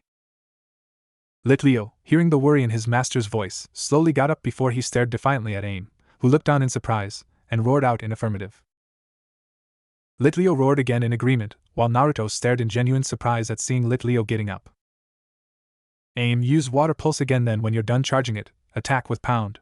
Aim immediately closed his eyes and charging up a Water Pulse, which steadily grew bigger. The skater girl, not wanting Naruto's Froke to get the upper hand, quickly gave a command. Litleo, don't let him finish, use Takedown. Litleo growled and, due to the distance not being that short thanks to the last attack, quickly hit Aim with its body, breaking its concentration and dealing some damage. Litleo, though, winced slightly at the side effect of using the attack. Deciding to finish the match with one move would be the best way to win, Naruto gave out his command. Aim, new plan. Get up close with quick attack and deal some damage with Pound. The skater girl at the same time gave her command. Litleo, use Flamethrower while it's on the ground. Aim quickly avoided the flamethrower by doing a backflip and rushed towards Litleo, a white aura surrounding his body, and when he was up in the cub's face, he pounded the fire type in the face multiple times before jumping back. This time, the skater girl cursed while Naruto grinned. Great job, Aim! Let's keep up this pace and use Pound once more. As Aim was running towards Litleo, the skater girl yelled out. Litleo! Use Flame Chair to get out of there, and when you're far enough, use Flamethrower. Before Aim could even think of hitting Litleo with Pound, Litleo's body was suddenly surrounded by flames as he charged away. This caused Aim, who was already in motion of hitting the cub, to miss, and Litleo used this opportunity to blast him with a flamethrower. Naruto quickly ordered Aim to dodge but wasn't able to in time and was hit. Alright, Litleo. Let's finish this up with Headbutt. Litleo roared out and rushed towards Aim, who was down on one knee in pain. Everyone waited with bated breath as Litleo rushed towards Aim and waited for Naruto to give out an order, but were surprised when he didn't say anything. Unknown to them, Naruto was speaking to Aim using telepathy. How you are doing, Aim? Aim was a little surprised in hearing his trainer's voice inside his head but did not let it show on his face. I am a little battered up, but overall, I'm fine, Aim stated. Great, on my command, I want you to jump while spinning and using the momentum, then use Water Pulse one more time. Aim nodded and stood up while Litleo was getting closer and closer. When Litleo was about a couple inches away, Naruto yelled out. Now! Aim immediately jumped while spinning his body counterclockwise, creating a blue sphere of energy from in between its hands. When Litleo was directly under him, Aim then fires the sphere at the tiny cub, which explodes into a wave of water, creating a small crater. Aim landed on the ground as he took some breaths while Litleo laid on the ground with swirls in his eyes. The male skater raised his right hand towards Naruto. Winner of the match is Naruto. Everyone in the crowd cheered at the fantastic battle between the two trainers. Naruto returned Aim back into his Pokeball, thanking him for battling with him, which he waved off while the skater girl recalled her. Litleo approached the blonde. The skater girl stuck out her hand with a big grin on her face, which made Naruto smile and grab with her hand. You win, Naruto. I hope for a rematch again someday. Next time I won't lose. The skater girl looked gratefully at Naruto before his face took on a determined look. We'll see. Naruto chuckled and let go of the skater girl's hand. The skaters gave the Uzumaki a brand new pair of skates of his own as an additional prize for winning. They taught the blonde a couple of advanced skating techniques before the team continued on his way to Lemio's city. Two people dressed in all white stopped the blonde for continuing to the city before he can get through the gates. They introduced themselves as Sina and Dexio. They said they were the blonde teen's escorts to Professor Sycamore's lab in Lemio's city. Sina is a dark-skinned woman with black hair. She wears a white outfit with gray lines, consisting of a shirt with buttons and a skirt. She also wears white boots. Dexio is a light-skinned man with yellow hair. He wears a white outfit with gray lines, consisting of a shirt with buttons and some pants. He also wears white shoes. Lemio's city was a city of broad avenues and small places to sit and eat, to relax as folk went about their day. There were the sky towers in the center, What was once thousands of homes now took up less ground space than an old shopping mall. The rest was parks and wild areas, a chance to walk among nature or enjoy the trails on bicycles or taxis. They made the roads wide and the tower blocks tall. But even then, there were cars everywhere, restaurants, apartments, and late-night shops. I can still hear the cars and cannot imagine a street so busy as the blonde teen weaved between the people trying to keep up with the white-clothed duo in the lead. Once at the lab, Naruto was greeted by the professor's main assistant Suzy, who apparently asked the blonde teen for a favor in waking up the professor. Suzy informed the blonde the professor has not been sleeping recently since he has been investigating new material on Mega Evolution, and she was worried about the professor's health. That is why she asked if the blonde could talk to the professor to at least see if the middle-aged man can take the day off to rest. Suzy leads the blonde into the professor's private study before returning to her post. The blonde stepped inside the professor's private study, spotting the middle-aged man snoring, letting air out simultaneous. Naruto gave the professor a small nudge to his ribs, making him jerk awake to see the teen's smiling face. The professor's fingers severely tangling in the messy, raven black curls that lapped his bluish eyes, letting out a loud yawn. "How long was I out? I hope it wasn't long," he asked, scratching his curly mane. "I had to wake you up because your assistant said you did not get enough rest at all the last couple days," the blonde said, picking up a few stray news articles titling evolution theories. Hikari reappeared, floating off her adoptive father's shoulder to have a look around the library. Naruto let Hikari hover around the professor's private library to have a look around. "I feel like I am a step closer in discovering more information about Mega Evolution. I become so restless I could not sleep a wink." He smiled, thanking Naruto and helping him tidy up the place before Suzy comes back to scold him for leaving his study a mess. When Suzy returned to the study, she was surprised in seeing the library spotless, and the professor was in full lecture mood about his latest discovery and wanted the blonde's opinion on his most recent findings. Suzy stepped forward with a tray of piping hot tea and some sweet dumplings for Hikari. "I have made a hypothesis. I hope you can help me out with this, Naruto. That is why I needed you to come as soon as possible. I apologize that if the letter I sent to you was out of the blue and if you were troubled by my replay, there was just no one at the time who I could turn to with this type of information," the professor said, bowing in apology to the blonde teen. "It's all right, Professor. I was worried if there was any trouble brewing, but you put my fears at ease now." "So, what did you need me to do?" the teen asked when finishing off his tea in one gulp. "I did discover that Mega Evolution is only active when in the heat of battle. I wanted to record my findings so I can have more data to look back on when continuing my research," the professor stated, looked at the blonde with a determined sparkle in his eyes. "A battle with me?" the blonde asked, confused. "Yes, I wanted to test this hypothesis with an experienced trainer that already has knowledge on Mega Evolution and already has a Mega Stone on hand. I do not mind helping out, but where are we going to have this match? The battlefield out back looks like it is still under construction," the teen thought in confusion as Hikari flew over to him as soon as she finished off the rest of the dumplings from the tray. The mythical Pokemon soon made herself comfortable inside Naruto's cloak to relax. "Do not worry about that minor detail. Follow me, please." The blonde teen watched the professor with his assistant Suzy follow dutifully behind the pair. Their feet take steps across the glossy tiles, Naruto high-top sneakers next to the shine-pointed-toe leather shoes of passing scientists and researchers minding their business. The group was soon led to a double metallic door. The professor typed in a series of codes before the steel doors, revealing a hidden elevator. The elevator had white marble walls, a blue carpet, a silver handrail, and no buttons. Professor Sycamore pressed his hand against a small glass panel. A sensor read his fingerprints, verified them, and activated the elevator. The doors slid shut, and the elevator descends to the ground floor without stopping. Naruto was awestruck by the concealed elevator. It seems like nobody else ever used it. Nor did it ever stop at any of the other lower levels in the building.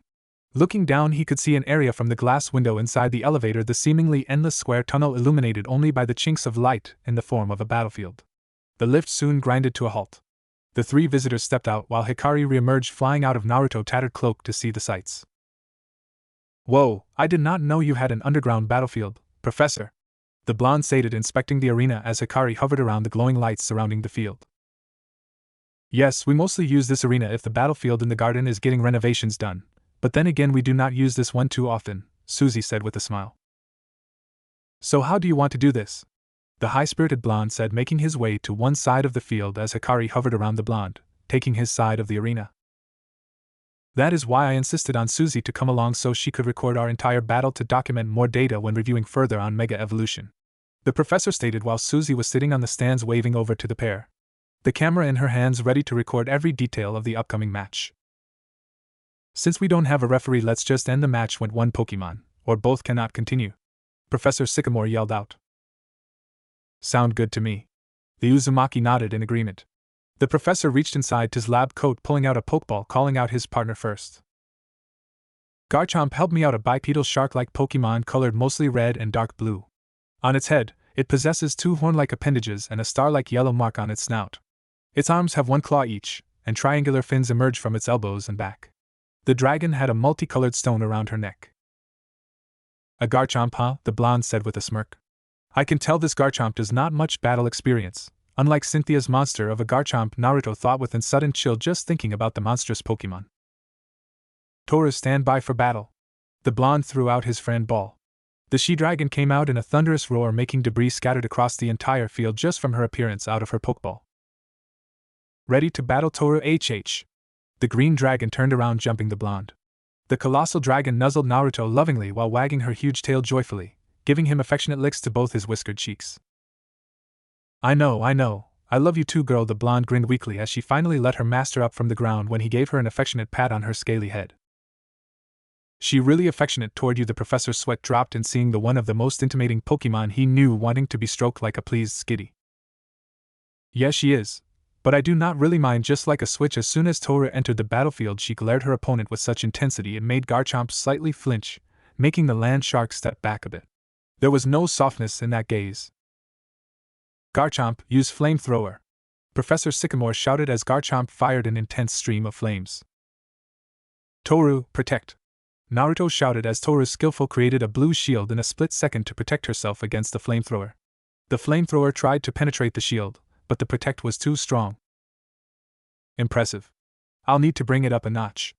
Okay, Garchomp, use Dragon Claw. Professor Sycamore shouted as Garchomp's claws glowed green as she charged toward Toru. Toru, counter with your Dragon Claw. Naruto shouted as Toru's claws extended in length which glowed green as she charged at Garchomp. The two Pokemon engaged in a heated close combat battle in the air as Garchomp would claw at Toru and Toru would swipe at Garchomp. Toru blocked Garchomp's Dragon Claw and managed to uppercut Garchomp in the face, but Garchomp slashed Toru wing, causing both Pokemon to back away from each other after their attacks. Garchomp felt some pain, but Garchomp and Professor Sycamore saw that Toru's wing rapidly healed and the wounds were gone. How did Toru's wing heal so fast? Professor Sycamore asked, confused. I had her use Roost just as the two of them separated from each other. When you were distracted from looking at Garchomp injuries, you took your eyes off Toru. The professor was vastly impressed by the teen's speedy battle tactics. Alright, that makes this interesting, Professor Sycamore said. You have no idea. Toru used Hydro Pump. Naruto shouted as Toru fires a powerful stream of water at Garchomp. Garchomp, counter it with Flamethrower. Professor Sycamore said as Garchomp let loose a powerful flamethrower that hit the Hydro Pump and cancelled it out. Now use Slash Garchomp. Garchomp's front claws glowed as she flew forward. Toru used Steel Wing. Naruto shouted as Toru flew ahead head first, her wings gleaming a metallic silver as the two Pokemon clashed midair. Garchomp used Hone Claws to jump up. Professor Sycamore shouted as Garchomp's claws were shrouded in a dark aura as the ground dragon jumped higher into the air. Toru speed up, by using Dragon Dance. Catch to Garchomp. Naruto shouted as Toru's body becomes surrounded in a red and pink dark aura as she rapidly caught up to Garchomp in no time. Use Zen Headbutt. Toru's head glows blue, and her head becomes surrounded by a see-through reflective shield. She zoomed into the air and bashed right into Garchomp, causing Garchomp to fly through the air in recoil, but it quickly recovered. It growled at Toru while Naruto kept his neutral expression on his face. Toru Zen Headbutt again. Naruto shouted as Toru sped through the air and bashed into Garchomp again, sending it flying through the air before it regained composure. It growled at Toru even more as it was getting pissed. Toru, now use Shadow Claw. Naruto shouted as Toru shifted her claws that was shrouded in a familiar shadowy aura. Toru then swung her claws forward and launched a faint aura of sharp claws of dark energy at Garchomp. Garchomp charged forward with Flamethrower. Professor Sycamore said as Garchomp flew forward and fired its Flamethrower, barreling right through the Shadow Claw. Now Dragon Claw. Garchomp's claws glowed green as it clawed Toru, but she swiftly dodges the greenish claws. Now Dragon Tail. Garchomp's tail becomes covered in a green, scale-patterned aura, which is used to smack Toru across the body and send her flying through the air. Toru flew through the air before her regained composure and stopped. Toru, use Fire Blast! Naruto shouted. Garchomp, Hyper Beam! Professor Sycamore said as the two launched their respective attacks. The two beams clashed, causing an explosion. Garchomp, use Iron Head! Garchomp's body becomes surrounded by a white aura, and she slams her head at Toru and bashes her hard into the ground. Toru got up, a bit hurt, but the damage wasn't that bad. Toru, use Earthquake! Naruto shouted as Toru stomps the ground with her feet, causing the battlefield to shake violently. Garchomp was hit from all angles by the violent tremor. Now use Roost! Toru's body then glowed white as she began to regain her health and strength. Garchomp, Dragon Rage! Professor Sycamore shouted as Garchomp glows light blue. She then fires a powerful blast of blue and black energy in the shape of a dragon which exploded out from her body, engulfing the entire battlefield. Toru, quickly in the air! Naruto shouted as Toru flew into the air to avoid the blast from the aftermath. Toru, use Heat Wave! Naruto shouted as Toru lifts her head into the air and spreads her wings and then flaps her wings, creating an orange gust of heat that hits Garchomp dead on, damaging the land shark. Garchomp, in the air, then fire back with Flamethrower! Professor Sycamore said as she glided in the air firing a flamethrower. Toru swiftly dodges the stream of flames with no any trouble. Your Salamence is a formidable Pokemon, Naruto! Professor Sycamore said as his Garchomp hovered down and landed on the ground. Thanks, and Garchomp is really strong, Naruto said as Toru floated to the ground as well. I know, she's one of my hardest working Pokemon and a fierce fighter. Let me show you what our bond can achieve. Garchomp, are you ready? Professor Sycamore asked as Garchomp roared in approval. Then, let's begin. Keystone, hear my call and feel the bond between my Pokemon and me. Mega Evolve! Professor Sycamore shouted as he touched his glowing keystone on his headband, which released waves of yellow energy. The stone on Garchomp's necklace glowed as it released waves of blue energy. The blue and yellow energy waves collided, combined and then moved into Garchomp's stone. Garchomp then exploded in a burst of purple energy as her body began to evolve. Her body grew larger, her claws extend into sides, and her body is covered in more spikes with 2 red spikes. Garchomp roared out as the Mega symbol appeared in front of it before it disappeared. Mega Garchomp! Professor Sycamore said with a smile as Naruto was amazed at what just happened. Amazing, she Mega evolved on her first try too, Naruto said as he saw Garchomp change form. We have been practicing on our own a few times. Therefore, this is not our first time Mega evolving, but this is our first time using this form in a real match instead of a mock battle, the professor informed the blonde. We won't disappoint you then, Naruto fired back. I know you won't. Now Garchomp, use Dragon Pulse! Professor Sycamore shouted as Garchomp fires a multicolored dragon-shaped beam of energy from its mouth that was at least twice as powerful than any original one. It fired through the air and was heading straight towards Toru. Toru, use Hydro Pump! Naruto shouted as Toru fired the stream of water. It launched at Garchomp, the Dragon Pulse bashed right into it, making both attacks conceal out. Toru hovered close to the blonde teen's side waiting for her next orders. Man, that power increase, Naruto said as he saw Toru recover from the head-on collision with that powerful Dragon Pulse. We'll have to be careful. Toru, use Stone Edge! Naruto shouted as Toru forms white circles of energy which quickly become sharp gray stones. She then fires them at her opponent. Dodged Garchomp, but the attack hit Garchomp head-on. After the attack stopped, Garchomp bent down to one knee in pain.